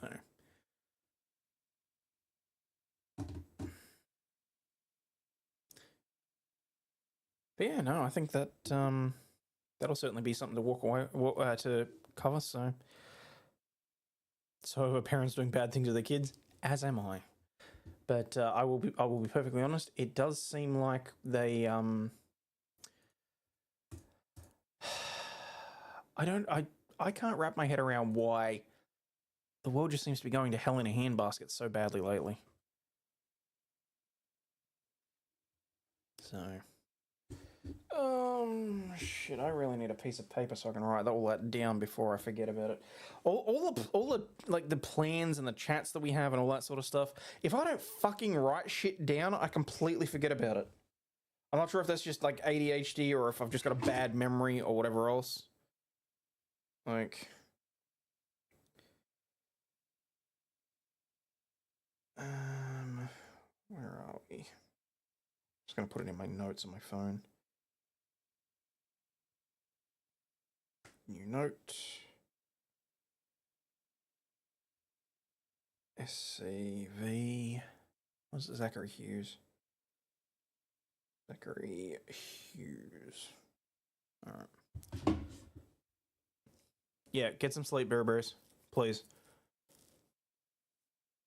Well, I mean, I was using Trello for a while there, Rich, and I don't know. It became a little overwhelming, to be perfectly honest. Okay, hang on.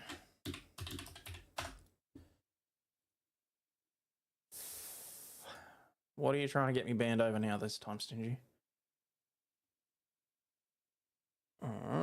Where the shit it's gone? Oh, I think it was on Discord, wasn't it?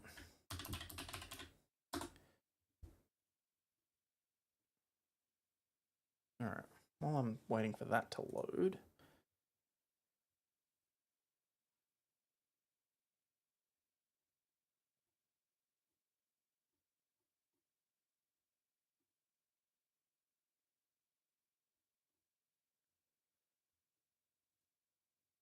Australia on alert over Trump attacks on cheaper medicines. Well, I mean, to be perfectly honest, insurance companies should just be paying their fair way. So...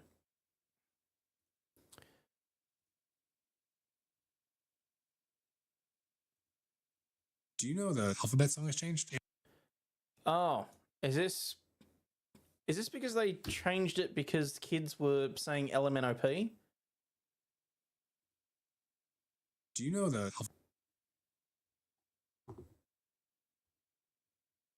alphabet song has changed? It's because the LMNO, they switched that. Yeah, no, I knew about this because they've already done it at Scarlet School. But now the internet is divided after a new version of the classic song was revealed. Something some kids have always struggled with. The new version's ending is different too. I heard it. It sounds ridiculous. It's Somebody sing it. Firestorm. The LMNOP Right. is a problem. This is what I'm saying. LMNOP is a problem. They took away. What's the fucking song? They took away LMNOP, and it feels illegal. We went to Good Shepherd. Hey, are they gonna sing the fucking song? What kind of goddamn news article is this? A B C D E F G H I J K L M N O P Q R S T U V W X Y Z. Now I never just feels will wrong. forget how to say the alphabet. Which version do you? I hadn't heard the ending of that. Objection, Your Honor. That's new. I hadn't heard the new ending.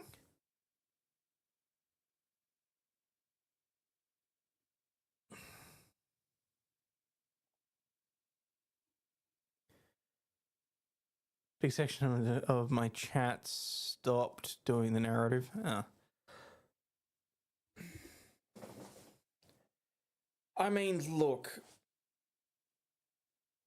I am sick and tired of things being altered or amended or rewritten or like whitewashed or whatever the hell you've got to call about it. Stop retconning shit. It's really fucking straightforward. If you don't have a new idea in your head, move on.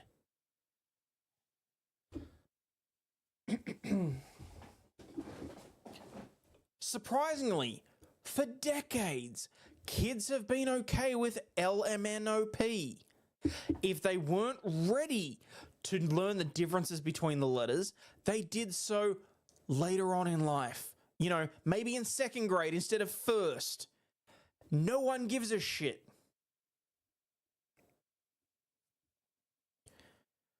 Two tweets I sent you, the denial tweet and the second tweet's hilarious calling out. Okay.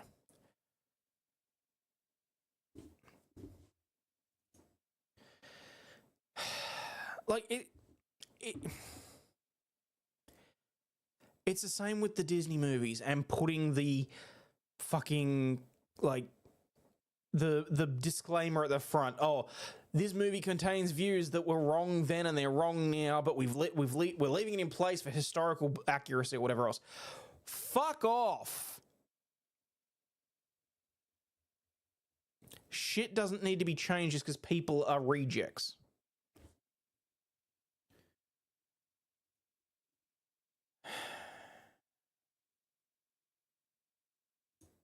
Now, what's this shit?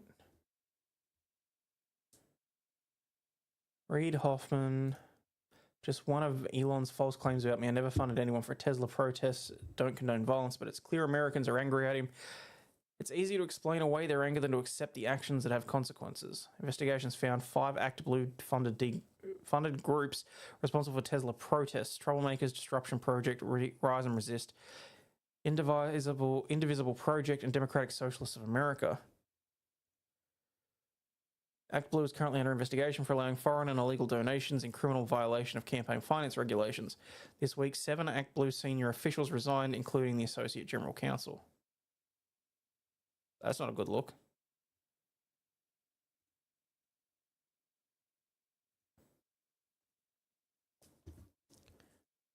What's that? Oh, it's never great when Laura Loomer's calling you out, though. Actually, you are lying. I did some investigating myself and have the receipts to prove you're lying.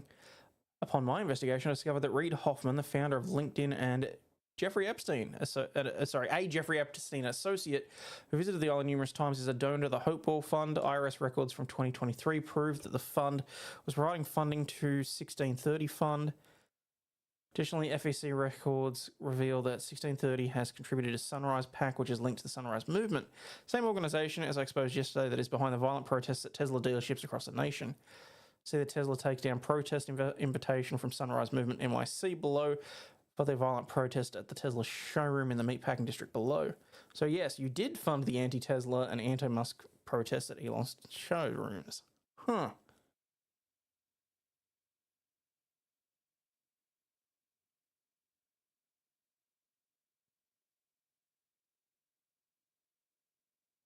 I've made a bumper sticker that says people suck animals. What? Oh, people suck, animals don't. Bernice, comma, sweetheart, comma.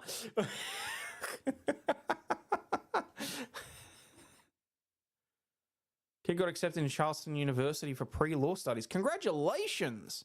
Or should I say, congratulations to them. That's amazing.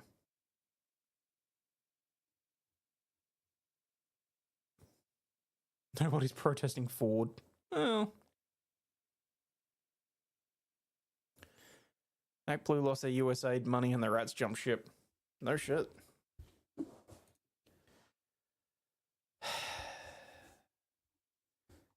Hey, Crowder, I'm still waiting for my follow back. Just saying.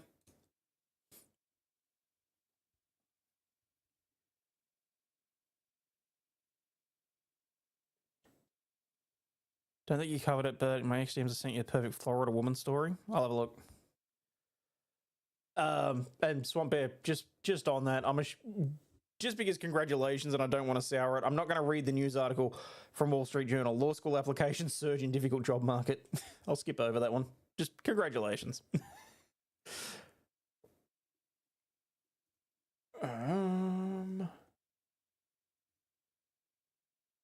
It's a cloudy day in the Florida Keys. Oh. Only trouble is that is law and crime body cam. I will absolutely get struck for watching that. I'll have to watch it in my own time and comment on it. Unfortunately, there's no way around that. Bill Maher tries to get his guest to admit she regrets supporting Trump and doesn't go as planned. Huh. Reid Hoffman also funded all the E. Jean Carroll lawsuits. No shit, did he? Huh. when you win the lottery and your girl says, "We won. I married a communist." That's funny.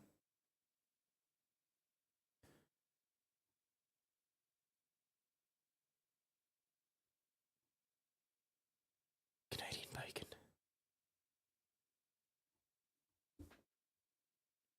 Dutch woman goes viral for videos of her Irish boyfriend's love for Guinness. He's Irish and he loves Guinness. What's your point? Oh, there's a new Diddy lawsuit. Did he do it or didn't he?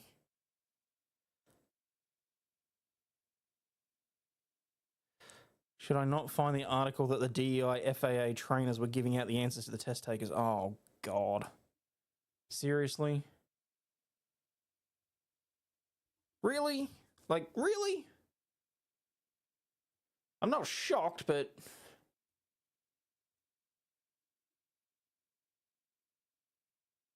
like... oh, shit, I think I just closed down the wrong one. I got way too much shit open. I'll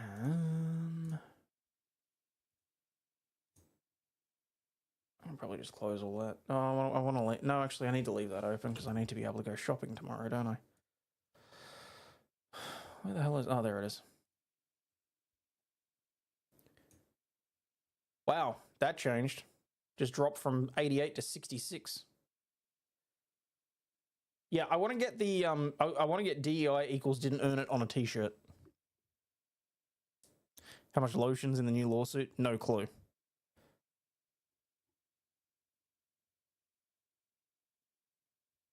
Gundam movie story I sent you gets streaming updates. Good morning, Lone Star Living. Okay, can I get nerdy for a second here?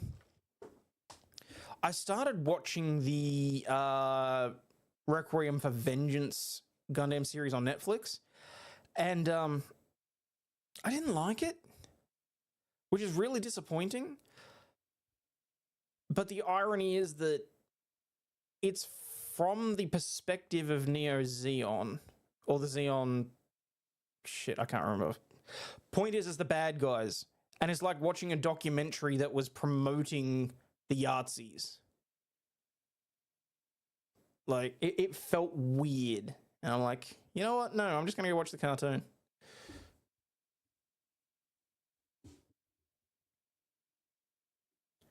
Did you read my chicken bond dispute? Not yet, Jason. Have a question asking for a friend. Someone stole my package. I filed a police report the same day. The property manager hasn't seen the security footage. The detective on my case can't move forward.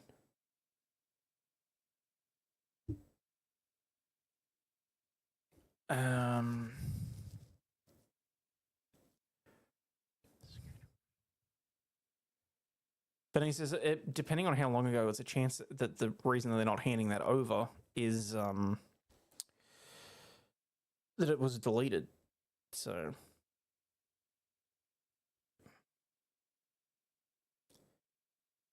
didn't see the DEI Voltron trailer yet, I take it. Oh no. They're not gonna like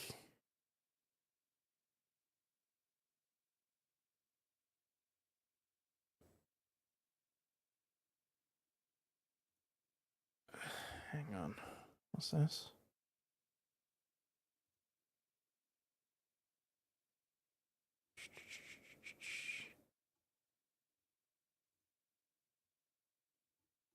Of course, it's a smoking gun article.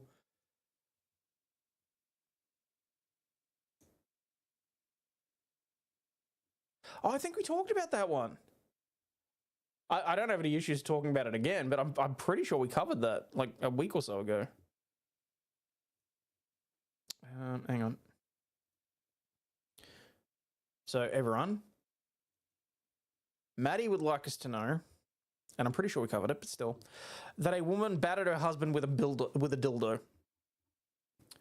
Husband threatened to call the police during an argument. She pulled out a dildo and began striking him with it, according to Florida police, who arrested the sex toy attacker for domestic battery. Cops were dispatched in reference to a disturbance in progress with the 52-year-old. I'm positive we've seen this face before.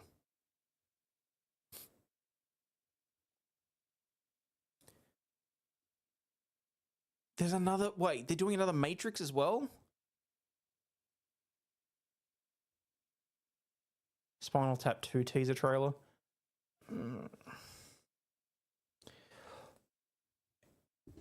Like I was saying before, if you can't come up with a new idea,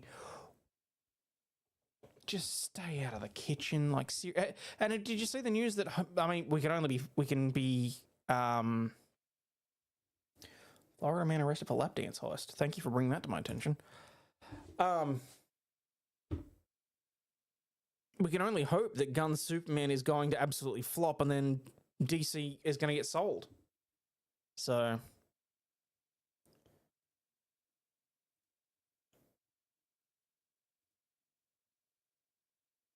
What the hell is this, Days? It's not like you to send me a court document.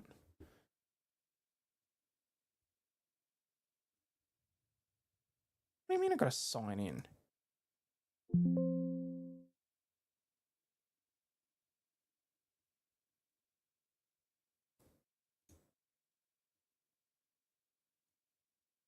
Well, yeah, and I mean, apparently if it flops, there's talk that Warner's gonna have to sell off, what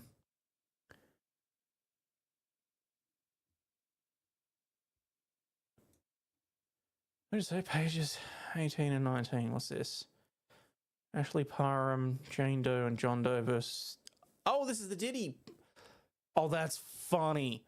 The complaint in the new Diddy trial, actually... The front fucking page has a trigger warning on it. This document contains highly graphic information of a sexual nature, including allegations of rape, SASB, kidnapping, and sex trafficking.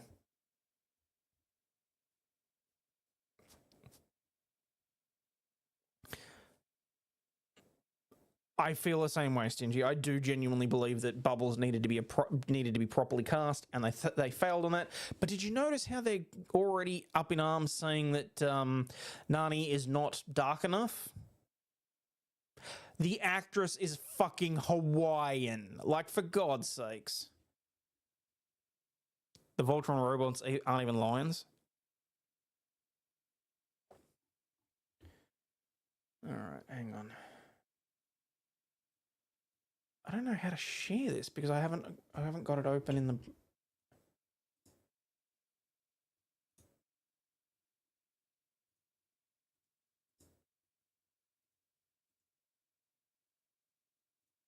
Oh, there we go.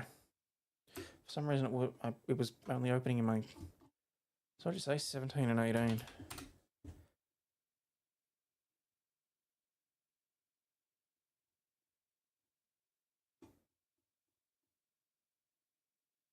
I'm going to regret this, aren't I? I've already seen certain words on here and I'm going to regret this. That's page 16. Immediately after defendant Doe raped the plaintiff, he exited defendant Shane's residence. Defendant Diddy then instructed another defendant Doe to rape the plaintiff. Defendant Doe has been determined to be defendant Drewski. Instead of immediately graping the plaintiff, the defendant Drewski doused the plaintiff with more oil and lubricant and then jumped on top of the plaintiff's naked and oiled body, treated it like a slip and slide, and knocked the wind out of the plaintiff due to his enormous size.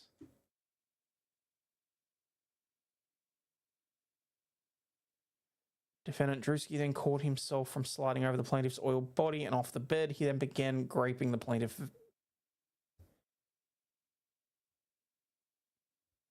While defendant Drewski was graping the plaintiff, defendant Diddy sat in a chair near the bed and began jerking off while recording the plaintiff's grape by the defendant.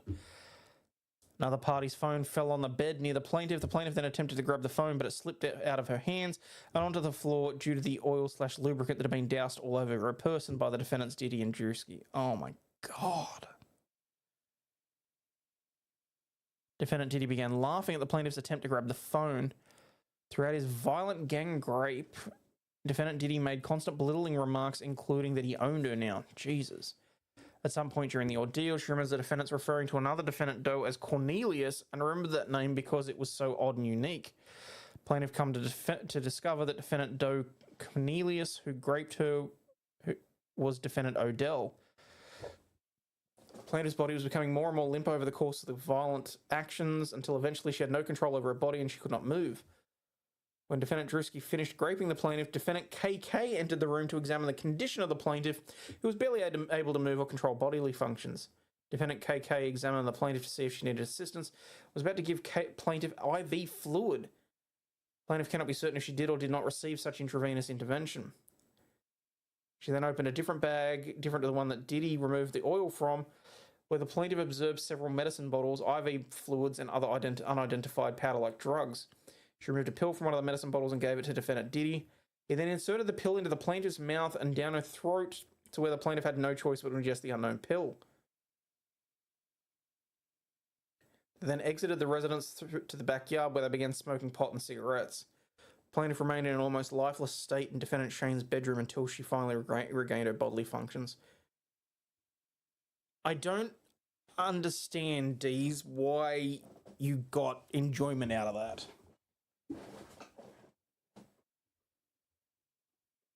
That is horrific.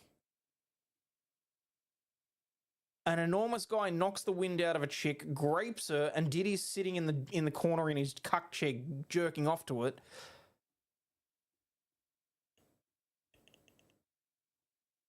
Like,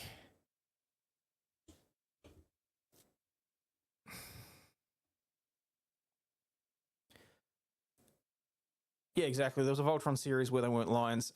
They adapted. Oh god, I actually really didn't like that series because it was like different teams. The land team, the air team, the water team, and it all combined into a Voltron that could only last for like 3 minutes at a time, and it's like no real point. So, but anyway. Jesus, gay, that's why. Well. Alright, hang on. I gotta see this for myself.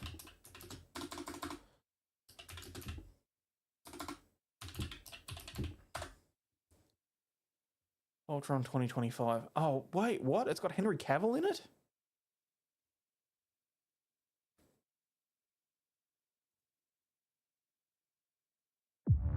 Your father always said he wanted you to be a pilot. Cadets, you better gear up.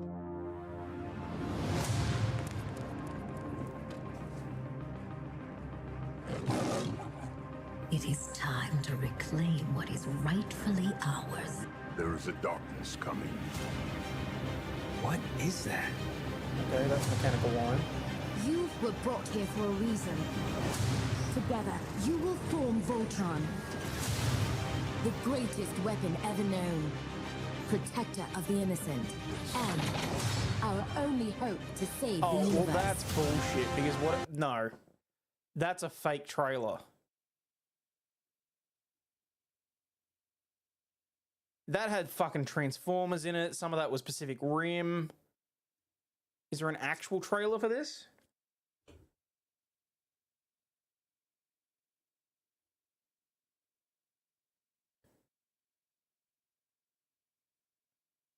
There's a fan-made trailer that's got Henry Cavill in it. No, I don't think that's legit.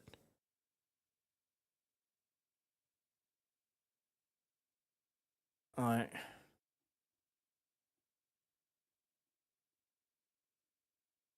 Nah, that's shit. So I don't know if they're legitimately going to be doing that down the track or whatever else, but that's not a thing. Yeah, the dialogue mashup on that was pretty bad, wasn't it? So alright, where are we? That's okay there, that's fine there. Alright, what else did we miss out on this week? Let me have a quick run through the news headlines that I missed this week. Police investigating after some idiot went balls to the wall. Sounds about right. Play the leaked audio I just sent you. Oh god.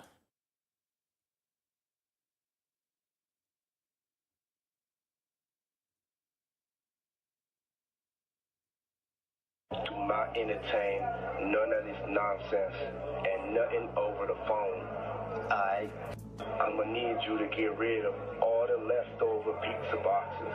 The what? All the boxes. He's talking in code. He's dumb. All the boxes. Okay. Make sure you recycle the plastic like we talked about. Yeah. Did Jay reach out yet? Nah, Bob. He ghosting. Yeah, watch. What this motherfucker doing? These things sweet. You heard him? Because I'm in here. Jay-Z reach out. You about to get out on bail. No. Hey, yo, check this out. Need you to reach out to the producer. Let these motherfuckers know there's a release date for that new Netflix movie. Alright, Pop. It's fucking crazy right now. Pizza boxes, recycling plastic. Okay, so he really knew what the fuck was going on there, I suppose. New Canada PM tried to strong-arm Trump and failed magnificently. I haven't looked. I saw that Trudeau was out sometime earlier this week, and that the new guy was a bit of a pussy. But I mean, I heard that he tried to stand up to him, but that it didn't go well. So, Brown University doctor deported because she's brown.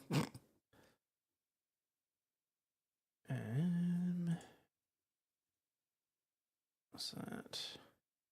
More than 100 crows shot dead in Westchester by unknown suspect. Bullets narrowly miss people. This is why we can't have anything nice. Fort damaged after 40 golf balls hit into the walls. British problems. Swear to God. Sounded like a hit. It kind of did, didn't it?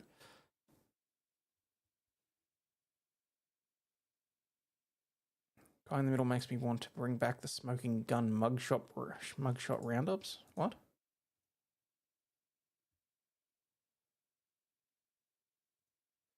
Fall River, Rochester, and Rhode Island men arrested in underage commercialized sexting by FRPD and Massachusetts State Police.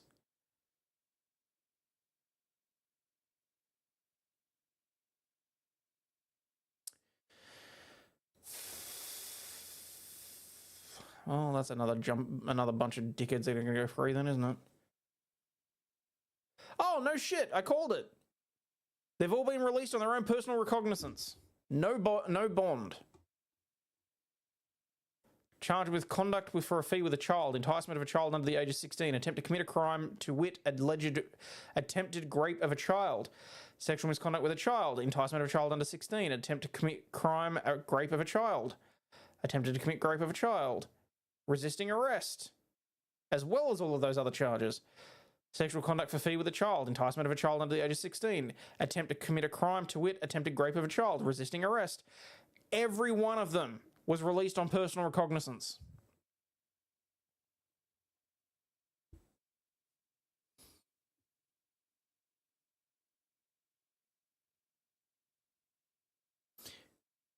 Did I hear about the leaked live-action trailer for the Powerpuff Girls? I did see that. It was bad.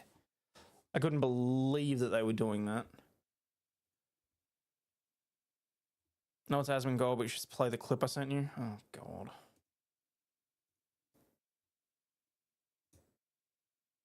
UN judge. Fuck. UN judge found guilty of slavery. What? UN judge guilty of forcing woman to work as a slave. So unfortunately, I'm going to have to now arrest you on suspicion of keeping somebody in slavery and servitude under the Modern Slavery Act. So you don't have to say anything, but it may harm your defence if you do not mention when questioned, something which later on in court, Officer, anything you do say may be used as evidence. All right. Sorry? I am a judge in my country. I even have immunity. I am.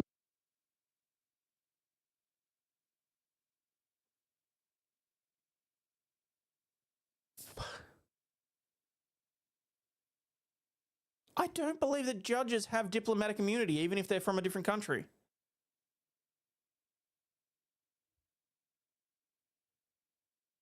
I'm not a criminal. You've got immunity in this country? Yes.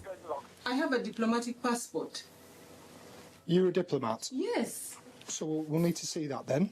Yes. And then we'll need to speak to the embassy if you are a diplomat. I came here as a student. I don't need her to work for me. I didn't come with her. She asked me because she has worked at my home before. She asked me. There's no way, right? Columbia University's distinguished 2017 Human Rights Fellow was convicted of human trafficking and slavery in the UK. Before her conviction, she had been appointed to UN as a judge overseeing human trafficking and slavery cases.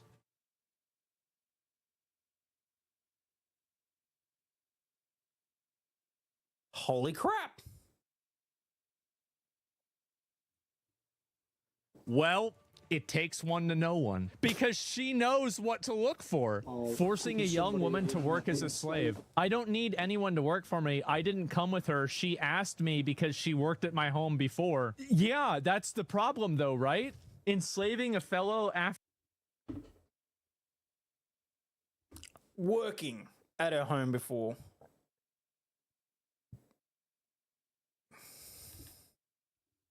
African woman and trafficking her to the UK, then convicted of forcing a woman to work for her as a slave. Actually, wait a minute. I'm just realizing this. When did this originally happen? 2023. This isn't the fact that she got arrested. This is the part where they actually found that she was guilty. Uh-huh.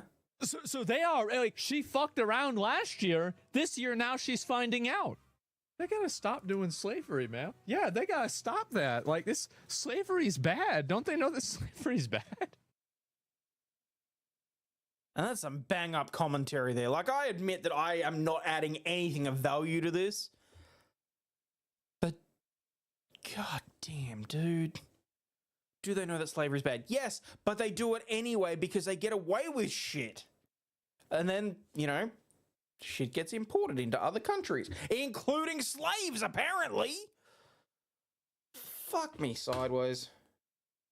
Oh, that was the end of the video. Now it's time for Lefties. Oh, I'm not doing Lefties losing it right now. Sinji said, since you're nuking, it'll help. I'll pay for the nerdy degeneracy I sent you. It's your genre of nerdiness. I won't apologize. Just enjoy. Oh, God.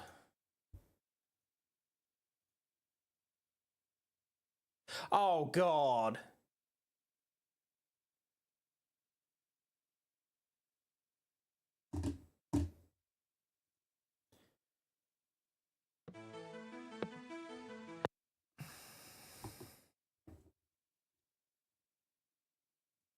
Hello there! Welcome to the world of Pokemon. My name is Professor Harkness. This world is widely inhabited by mysterious and sexy creatures called Pokemon. What? Pokemon have mysterious powers over my dick. They come in many pleasing shapes. We humans live happily with Pokemon, living and working.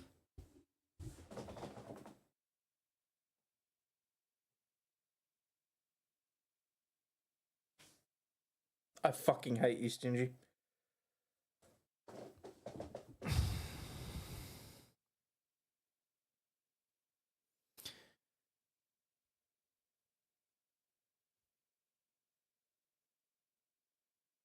And the annoying thing is I know how this is going to play out as well. There's going to be a Gardevoir, there's going to be a Vaporeon, there's going to be a Buneary. You sick, twisted fucks. Other things. Together, we naturally complement each other. I see that you're a boy.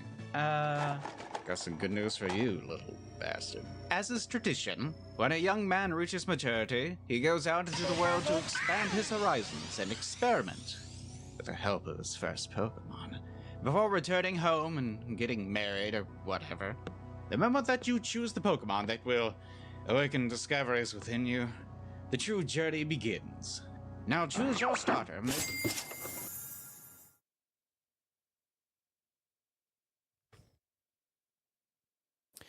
Okay, I have no idea why they didn't read that one. For my chicken bone deletion story and for the extreme late and neurotic level of gay for me being late. No, all good. But thank you very much for the super chat. Very much appreciate that.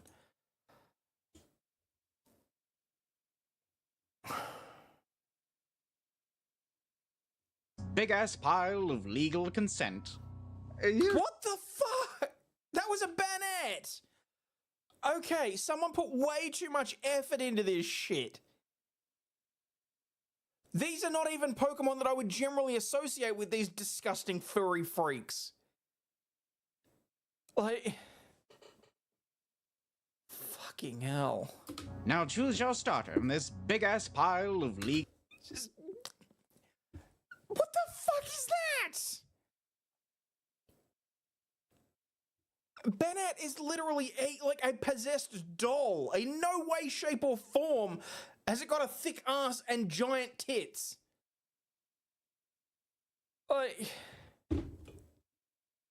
Legal consent. Usually you would only have 3 choices, but we have a lot of eggs. A lot of these are really human-shaped. Okay, I called the Gardevoir. Oh. Gardevoir's wearing a fucking garter belt. Cool.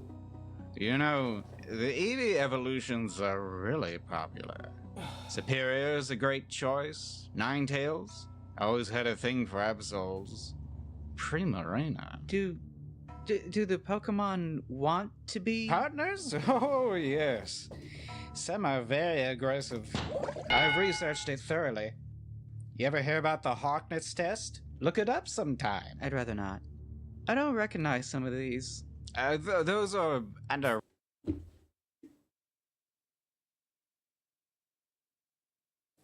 And they got to drag Digimon into this too. Ranamon, Kyubimon. I'm not quite sure the middle one.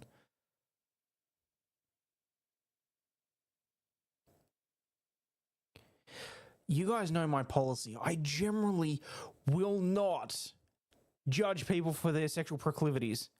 This, however, I will judge people 8 ways from Sunday. Research. Don't worry about them. Which ones are good for battle? Battle? Oh, actual battle. Who cares? Look, no matter who you pick, your journey will hinge on cooperation, teamwork, and understanding. It's important that both of you should feel comfortable with each other, so no matter what changes or evolution either of you undergo, you will always have a foundation of trust and friendship. Hello? Wow, Professor? Master, screw me onto your big dick and use me as a cock sleeve. Yes, and better get used to eating eggs for breakfast. What?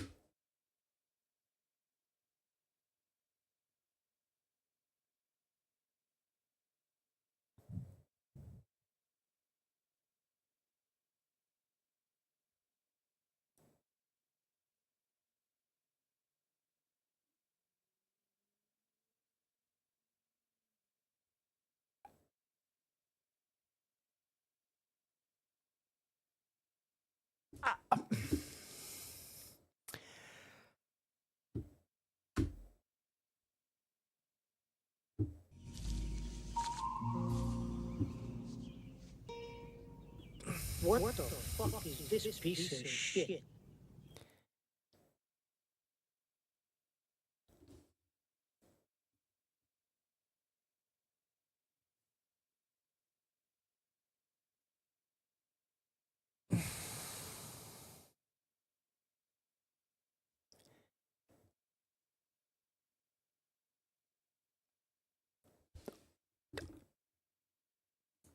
What the fuck do I say to that?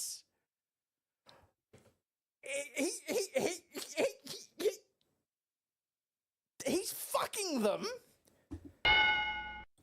creating the eggs, and then eating them. It's Master Chef, not Master Bait.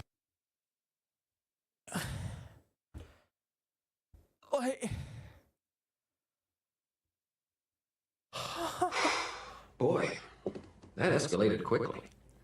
I mean, that really got out of hand fast. And more to the point, we still have another 60, almost another 60 seconds of this shit.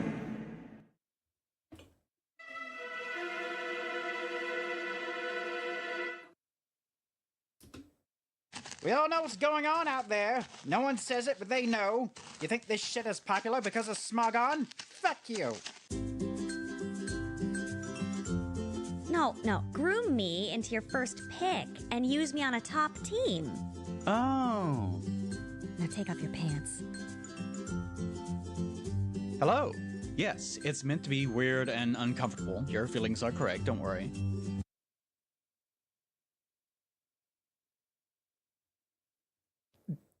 You put it better than I could. I do a lot of stuff, but all my cartoons are in a playlist over there. The Patreon keeps me alive and punishes YouTube for their insolence. Thanks to Peach Saliva and her awful internet name for voicing the sexually aggressive animal, and thanks to you for tolerating my cartoons and keeping me alive to be your internet slave. So long.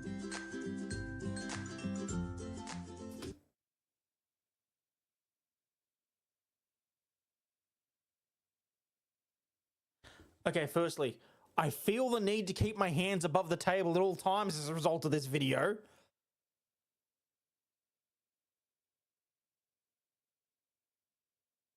Oh my god, Stingy, that was not worth the $5. I think I've had an aneurysm in my brain. I was going to say a stroke, but that would be very badly worded.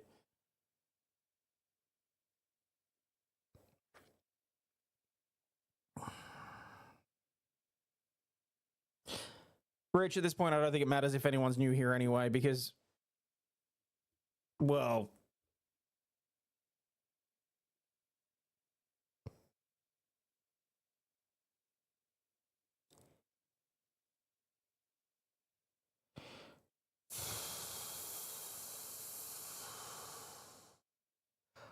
holy crap balls.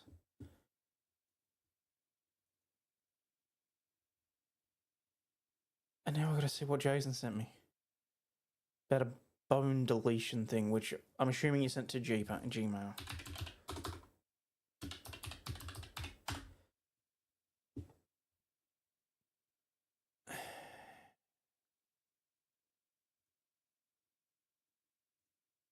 No, wrong fucking thing.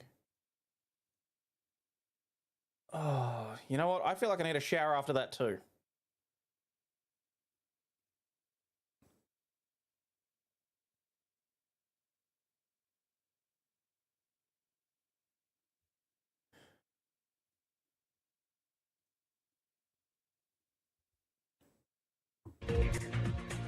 Fuck, wrong button. Chicken bone dispute leads to shooting. An ordinary evening in a Safeway parking lot erupted into chaos when a dispute over a discarded chicken bone turned violent, leaving an Army veteran injured. The confrontation began when the veteran, who had just finished work, was enjoying a meal with his co-workers in their parked car. They'd purchased their store's Monday night chicken special and were eating it in the vehicle to avoid making a mess. The trouble started when another driver parked nearby and accused the veteran of littering her car with chicken bones. The veteran, who was discarding the bones out of the car to keep his co-worker's vehicle clean, found himself embroiled in a heated exchange.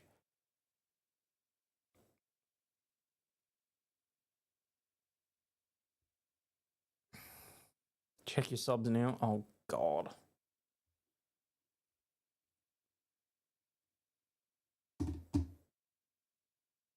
Down 3. Yep, that makes sense.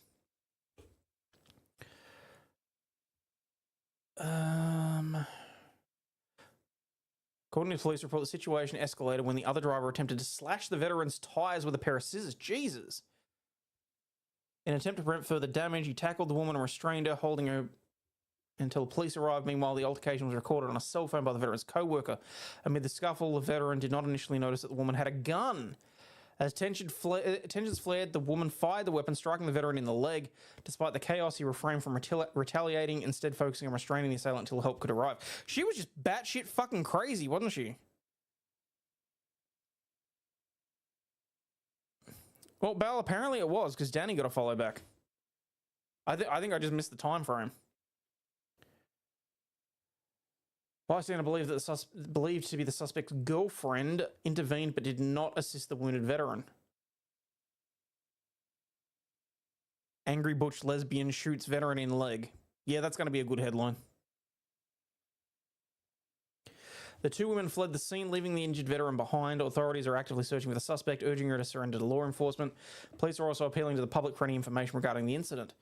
The veteran who remains hospitalized is concerned about his family's well-being and the financial burden of medical expenses. He's determined to recover quickly to support his 3 children and mother-in-law who depend on him. As he waits release from the medical center, the veteran hopes for justice and a swift resolution of the shocking ordeal.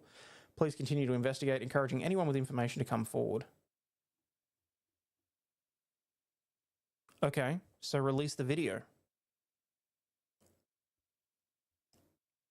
I noticed that they didn't include a description of the attacker.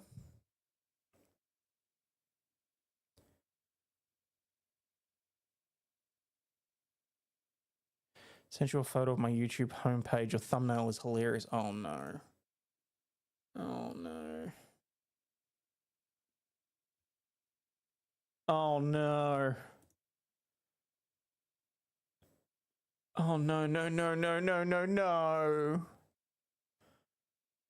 Oh no.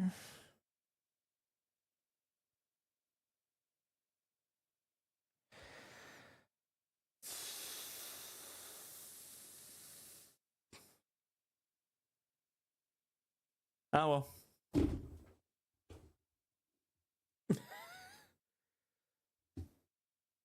Not a lot I can do about that. I quote tweeted the wrong one? What? No, I didn't, did I?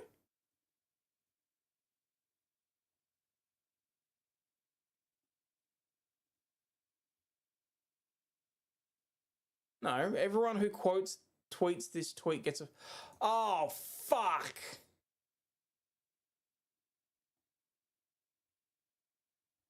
Oh.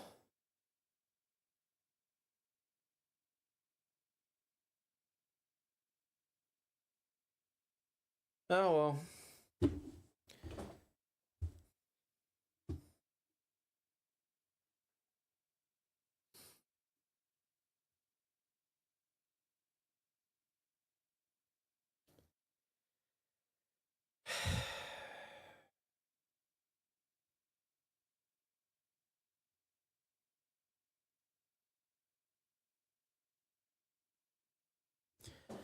Just decided to test it with the video tweet and got insta-followed.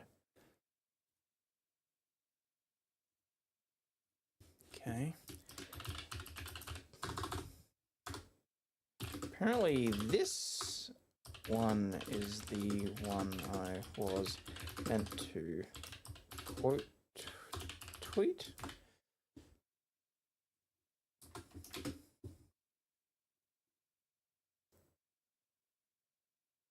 All right. Now we wait.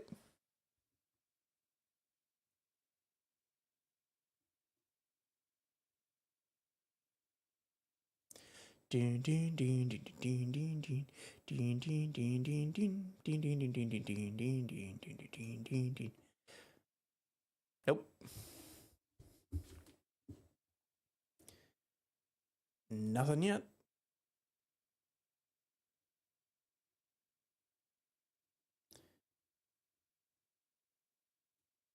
See? Nothing yet.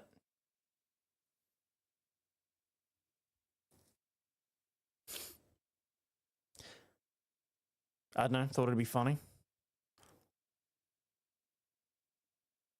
We have a broken koala. A little bit, yeah.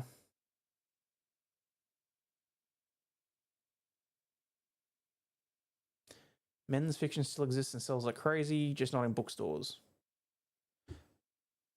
Okay. Oh look, 3 people have already seen it. Fuck you, Crowder. Just saying. Don't make a big deal about how many followers I have. Well, sometimes you have to. Like, sometimes, look, I'm not going to lie, sometimes it's just ego. Sometimes it's about making yourself feel better, and sometimes, just sometimes, it's about working out whether or not shit's worth it, so. Although I seem to have lost my... There it is. Wait, where the fuck did it go? Oh, god damn it.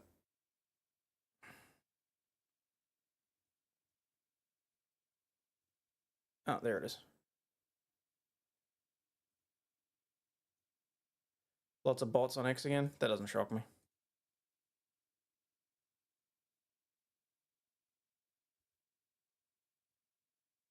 Oh, fuck me, that's depressing. 386 views in 2.5 hours. Hold 97 likes. Aces. I really am starting to think I'm just not made for YouTube. But that's fine. I'll just keep sitting here and talking to you, chat.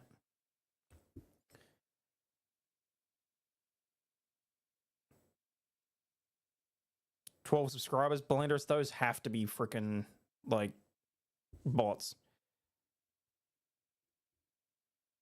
We still don't know who was behind the X attacks. Well,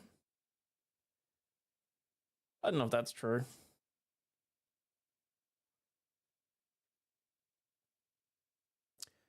Wait, what? Man who killed Seminole County family accused in hitman plot to murder reality TV star. No. No, hang on. This can't be legit. Of killing his family in Seminole County is now part of a new investigation in Las Vegas. Yes, Grant Amato is serving life in prison for killing his parents and his older brother at a Toyota home in 2019. Amato and the wife of a reality TV star are now accused of plotting to hire a hitman. West Street's Nike Bergadicus walks us through this new investigation. We got a hold of this arrest report from Las Vegas Metro Police, which details text messages between Florida convicted killer Grant Amato and a woman accused of trying to hire a hitman to have her husband killed. I would sentence you to life imprisonment without any possibility of parole. What the fuck?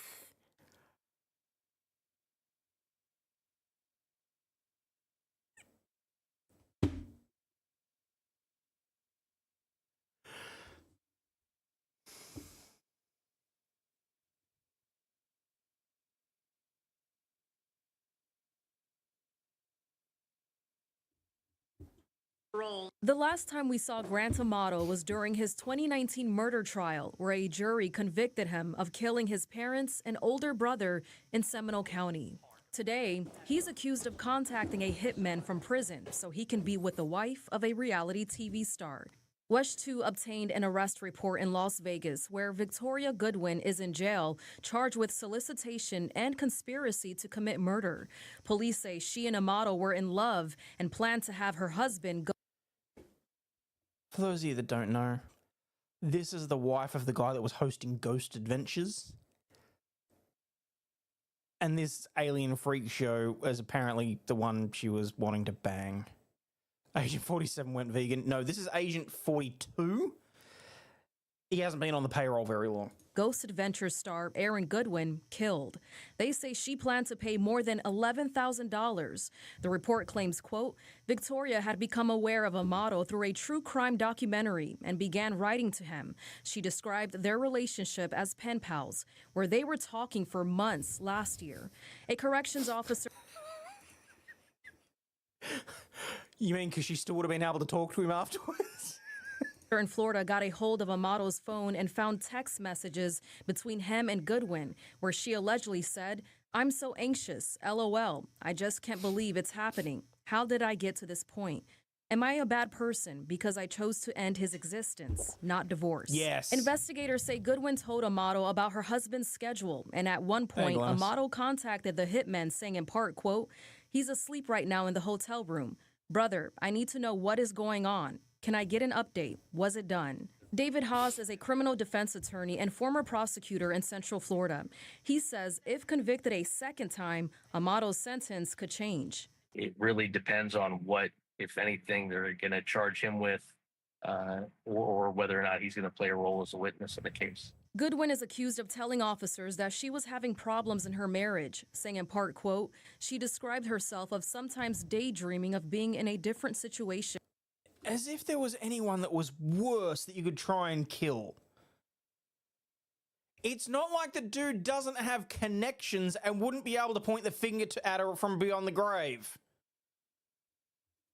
Victoria expressed her feelings of wanting to be without Aaron and with Amato, to Amato what she described as fantasy or daydream. Sinai Gebergerges, West 2 News.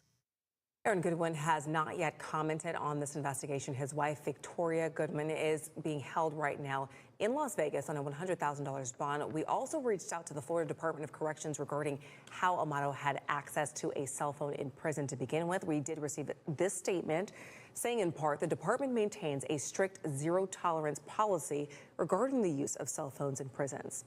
They also conduct routine cell checks to search for contraband, and when it is discovered, they hold those individuals accountable. Holy crap.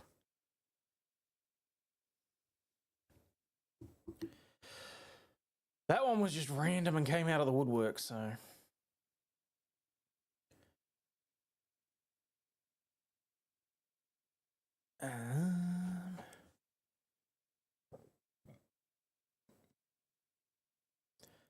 Thieves in the UK are stealing anti-burglary dogs. Interim Colombia president heartbroken after Department of Health Service thugs with 2 judicial warrants searched 2 students' rooms at university. DHS agents searched 2 students' rooms at Columbia University, leaving interim president heartbroken. Homeland Security agents conducted searches of a pair of students' rooms at Columbia University on Thursday, resulting in Katrina Armstrong, the interim president of the school, sharing that she was heartbroken in an update at the campus community. I'm writing heartbroken to inform you that we had federal agents from the Department of Homeland Security. Oh, I thought it was the health service. In 2 university residences tonight. No one was arrested or detained, no items were removed, and no further action was taken. Then why are you fucking heartbroken, you...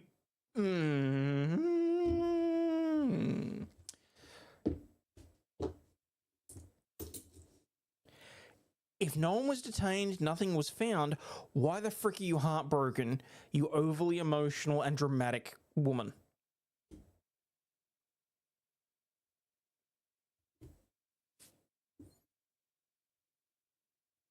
Went to Vegas just to see Zach's museum.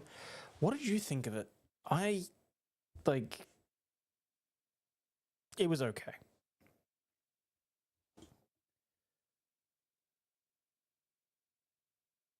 Columbia will make every effort to ensure that the campus and everyone on it is safe, adding that the school is committed to upholding the law.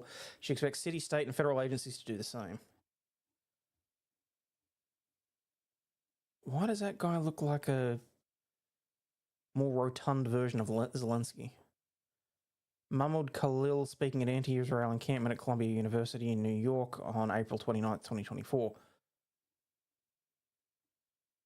Searches come less than a week after someone was arrested by ICE at his university-owned apartment for alleged involvement in mass protests at Columbia last year. He's now in ICE custody in Louisiana. If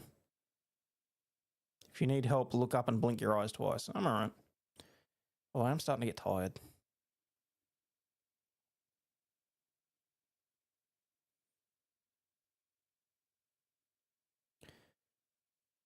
We're curious about the Idaho 4 full 911 call. I haven't paid much attention to that case whatsoever, if I'm perfectly honest. I hate to say it, guys, I don't have a lot of time to keep up on a lot of the cases, and I kind of feel obligated to keep up on the Karen Reed case for obvious reasons. But, like, Idaho, like, what's going on with the Delphi case, with, like... I don't know. Did get wicked out in Dracula's mirror, and Peggy said some weird shit through the spirit box. Peggy, yeah, I can understand that. For me, it was the Dybbuk box, honestly.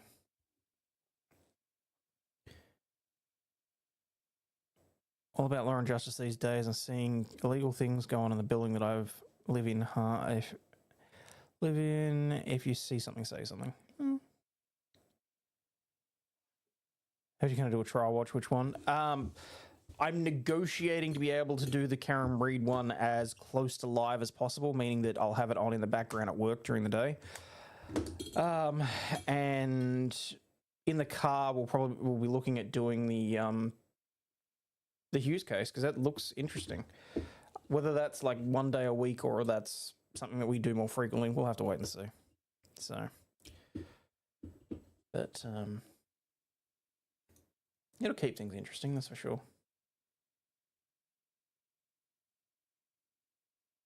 So, all right, I can keep that closed. That's no issue there.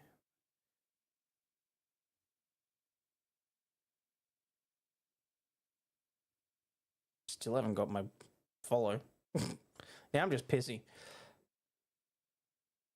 Why every parent must watch Netflix's searching drama Adolescence. No thanks.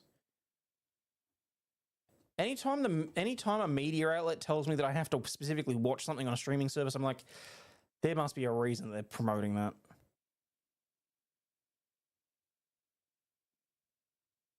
I need you to keep talking for like an hour and a half so I can take a nap. Fuck you too, Dees. Gonna try and make the night stream so I can catch up on Karen Reid case. Well, we'll work it out, honestly. We'll work it out.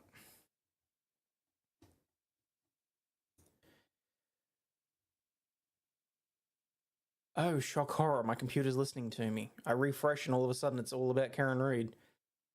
It's a murder case that captivated the nation. Trial filled with twists and controversy. Is she guilty or a victim of is she guilty or the victim of a cover-up? Oh, that's the new documentary. Body in the Snow. Trial of Karen Reid on Monday on ID.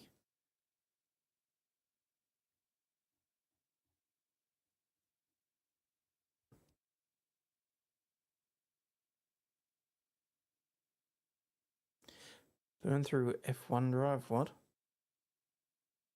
I'm sad I burned through F1 drive to survive already. Oh, okay.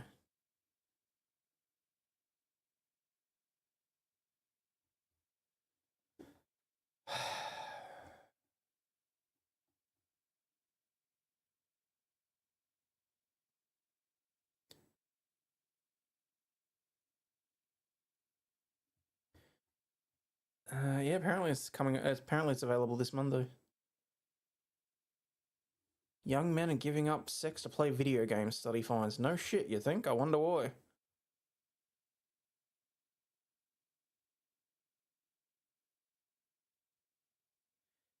Canada has a nuclear weapon in trade war. Banned Pornhub in the US. What? What? Also, why? Oh, actually, I think I can probably understand why that happens. West Australia did not. The federal election is in May. The latest day it can be is the 17th. What? Some Canucks are proposing the most dramatic measure yet in the trade war with Uncle Sam, blocking US access to Canadian-owned Pornhub.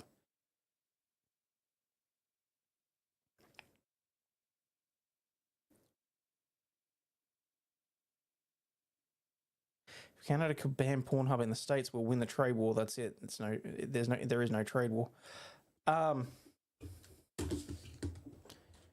They do understand that there's so much internet porn out there that they don't need Pornhub.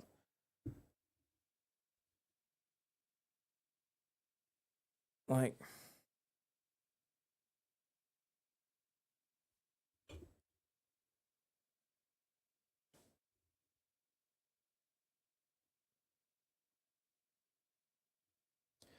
also, this doesn't look any like.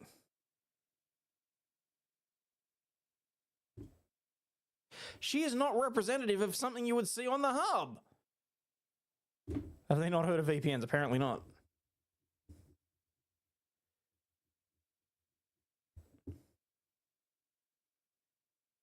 Eva Longoria is 50? Damn. Joke's on you, it's already banned in North Carolina or other states. Like everything else Canada produces, there are other avenues to secure like and better products. Trump can ban Canadian players from the NHL. Touche. Also, dude, learn how to spell touche, but anyway. Hubblock in Utah also includes all the sister sites. The parent company, which is owned by a rabbi, fun facts, also owns. No, well, she clearly didn't have big enough tatas to be representative of the hub. Like, seriously. Like, what a joke. Why would you even bother?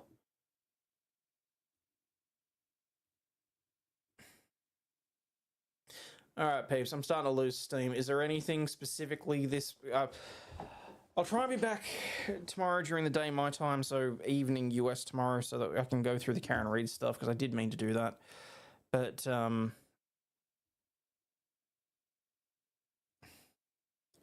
wait, do you seriously not know how to spell touche?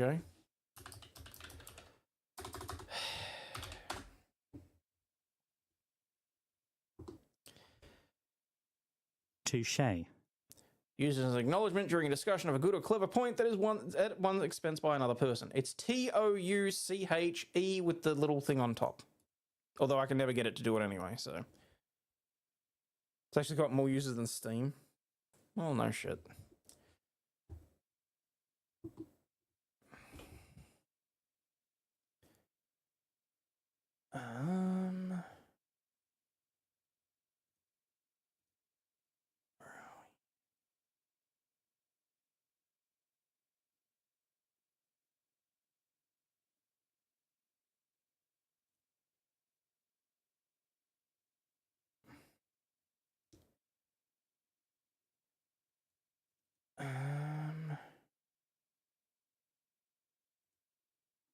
Oh, Goldfish, if you're talking about the one on X, I haven't had much luck, but I am still keeping an ear out for anyone.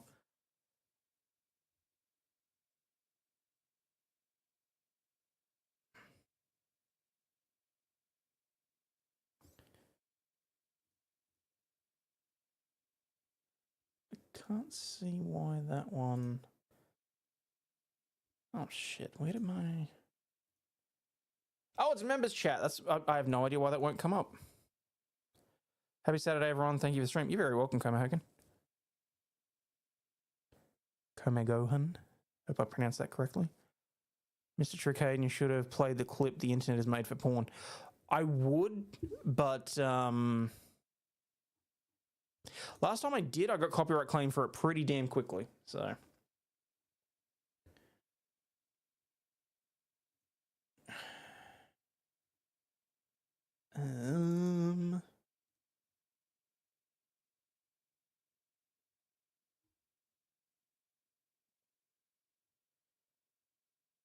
$60 billion in savings we could make if Australians voted less often. Oh yeah, sure, that's what we want.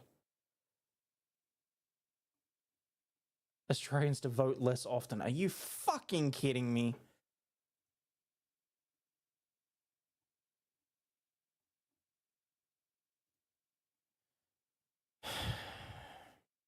Did it get claimed by Blizzard or Avenue Q? No, whoever actually put the video together, I can't remember.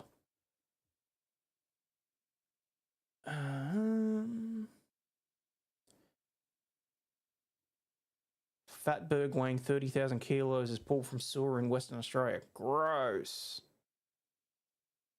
Genome of the Greenland shark reveals the secrets of its longevity. Well, until they can inject me with it and make me last to 150 without losing cognitive ability, I don't care.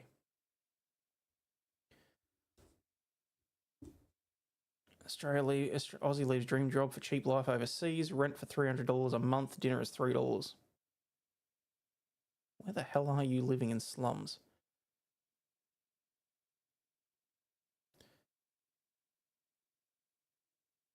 Prisoner allegedly essayed by guard settles with New South Wales government.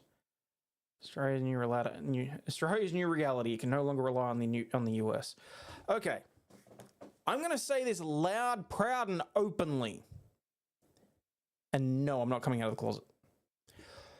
The individuals in the Australian media that are shocked that the American president is putting America first need to get their heads out of their fucking asses. The simple fact of the matter is the tariffs, whatever you want to say about it, it's designed to produce and promote production in the US or claw back some of the money that the Americans are getting ripped off by, is my understanding. I would pray that someone in the Australian government would have the balls to put the Australian people first. I can't believe how many people are shocked that the leader of America is putting America first.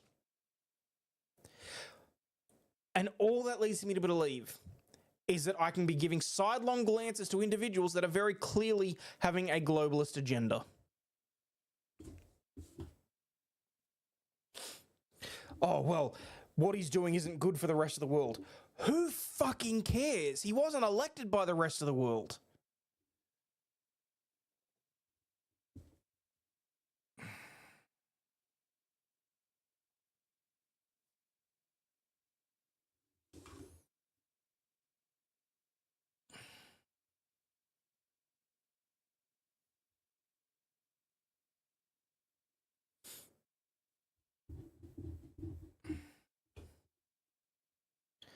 Senate votes to avoid shutdown after Schumer relents. What do we still got in terms of Australian? Horrific fatal machete attack on the streets of Melbourne just days after they were banned in Victoria. Yeah, great. Well done. Good work there. Good morning, Divins. An American good. Fuck the world. Take my money. Exactly.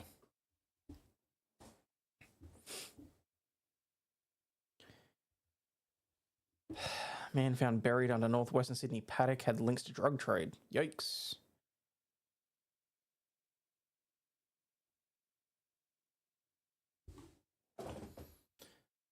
Victoria tips from giver to taker in GST carve up with $3.7 billion boon. Yeah, well, they're just going to piss it all away, aren't they?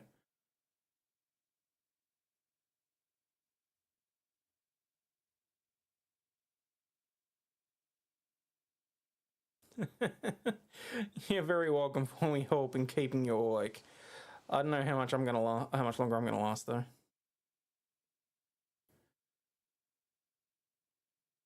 Canada complaining about the tariffs when they regularly charge us 80+%. It's comical. I know, right?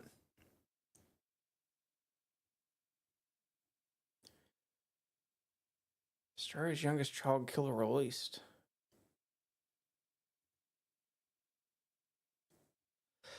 Australia's youngest killer was released from a Sydney prison on Saturday following a failed bid to keep him locked up for another year. The man, known only as SLD, was a child himself when he took the life of Courtney Morley Clark, a 3-year-old. He was then aged 13. He pulled the girl from the bed in the middle of the night, stabbed her through the heart with a steak knife, and left her body in long grass. Jesus fucking Christ on a cracker. He spent more than 20 years in jail before he was released as a high-risk offender on extended supervision in 2023. 1 month later, he breached the order when he spoke to a woman and a child at the Bully Beach near Wollongong. He was arrested and sentenced to 13 months in jail for failing to comply with the terms of the order. New South Wales government applied for a continuation of detention for another 12 months when his sentence expired in December last year. However, the Supreme Court dismissed the state's request to continue detention.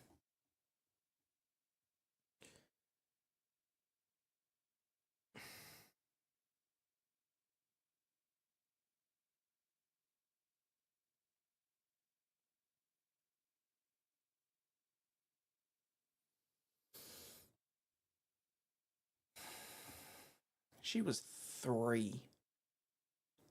An adorable little girl from the looks of it.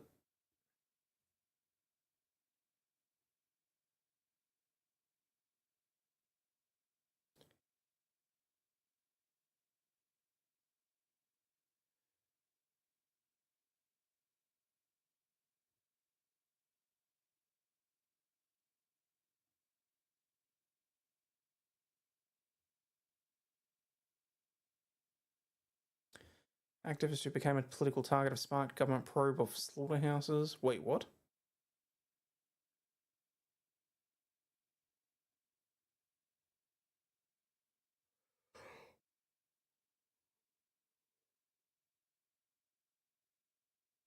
Defence to auction old army land in Haberfield after 20-year delay. None of that's even remotely interesting or relevant.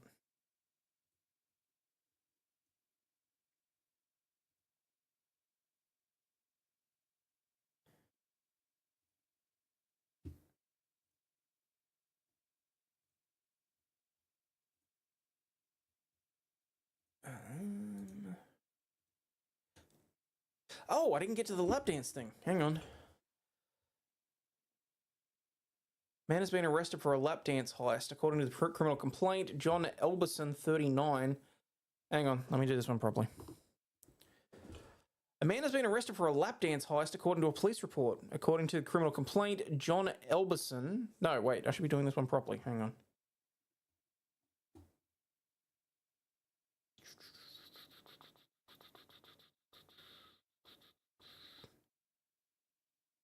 There we go.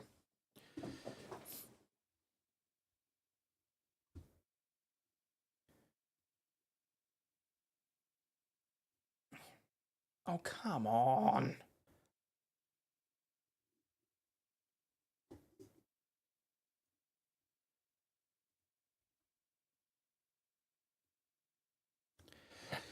Florida man arrested for lap dance heist. According to a criminal complaint, John Eberson, 39, unlawfully obtained the... Dance, monkey. Dance for your dollar.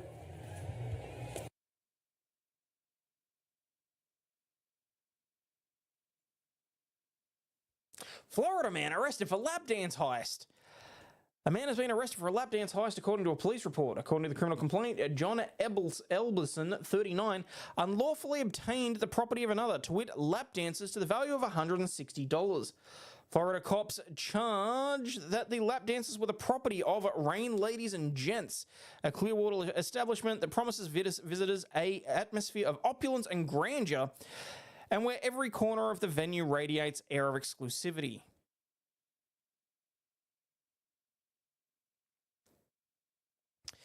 Elberson allegedly received several lap dances at around 1:30 a.m. on Tuesday. When presented with the tab, he notified the business that he did not have the funds to pay for the gyration minstrations.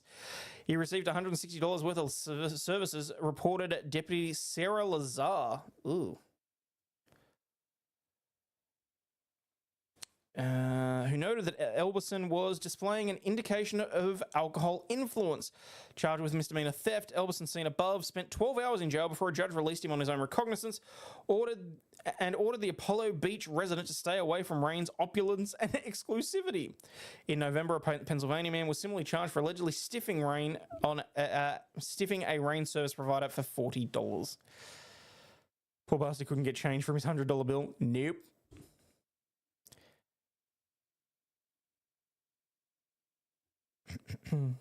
Cash up front, ladies, always. And for it to be the property of the venue, that would mean that the dancer is an employee, not an independent contractor, is normally the case. I love that that's where your mind went to.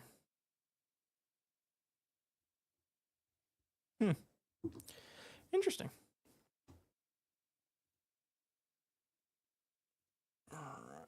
That's the stuff about Hughes. That was me bitching about the Crimes Act.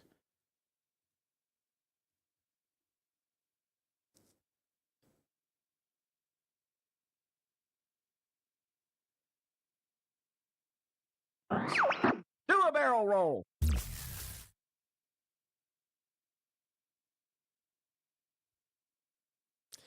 I mean, it worked. Stiffing on a lap dance seems like the dance worked. Well, volcano alert level is yellow. Will be changed to brown in underpants if the thing erupts.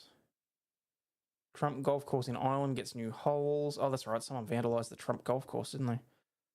Auto shop owner is determined to find his pet kitten after he says the pet was stolen by two girls on the way home, on the way to school. If the mum or dad sees the cat in the house, please return it to me.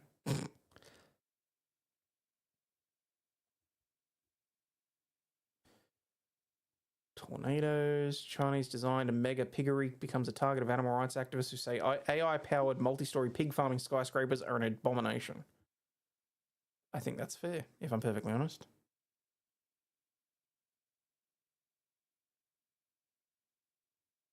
Where was the fart?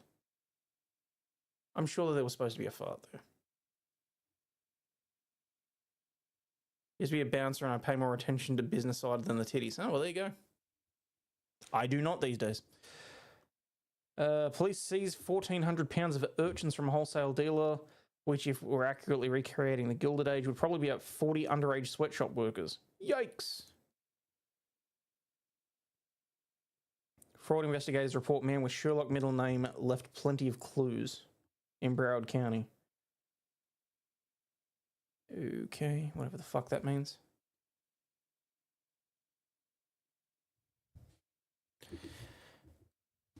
I've really got to name these better so that I can fix it when they go wrong. Old timey flames, bullshit. Don't think that means what you think it means. Escalated, God, no. I don't know where the fart's gone.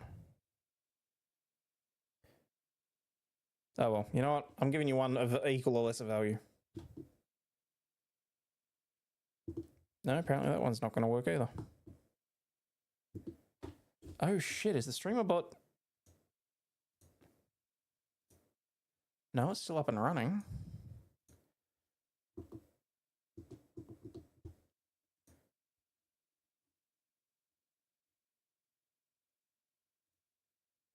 Oh, I was on the wrong freaking camera. My bad. My bad. I boomed it.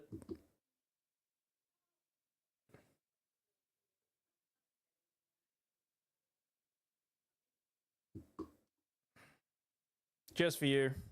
Just because you didn't get your fart.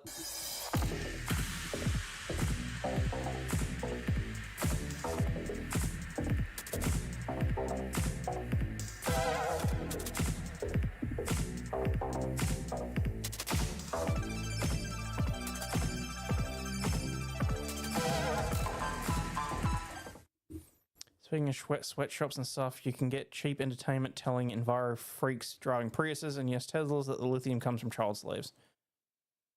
Okay. Oh, all right, guys. It's 1:30 in the morning. I'm going to go and get some sleep. Thank you so much to everyone that has kept me company, and I apologize I wasn't more entertaining tonight, but honestly, I'm still working what the fuck I'm doing, okay? That's just the long and the short of it. So there's going to be some boring nights. I'm sorry.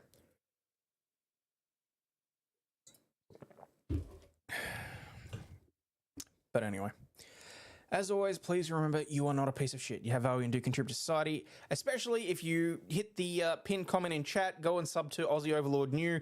At some point, I'm going to have to change the name of that, but we'll see what happens. But as always, stay healthy, wealthy, wise people, and I'll catch you all on the flip side. Yes, Wings, but you're abnormal, and I don't understand why you're such a fan. And again, on your way out, please do me the favor, hit the like and subscribe button if you're so inclined. It costs nothing. It's absolutely free, and we'll be friends forever. Bye now.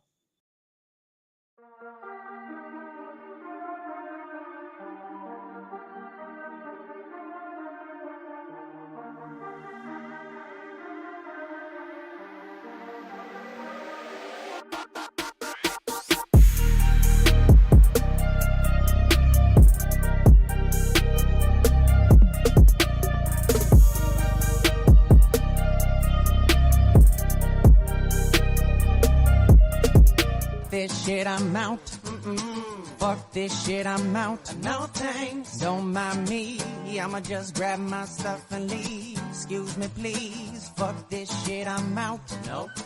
Fuck this shit, I'm out. Alright then. I don't know what the fuck just happened, but I don't really care. I'ma get the fuck up out of here. Fuck this shit, I'm out.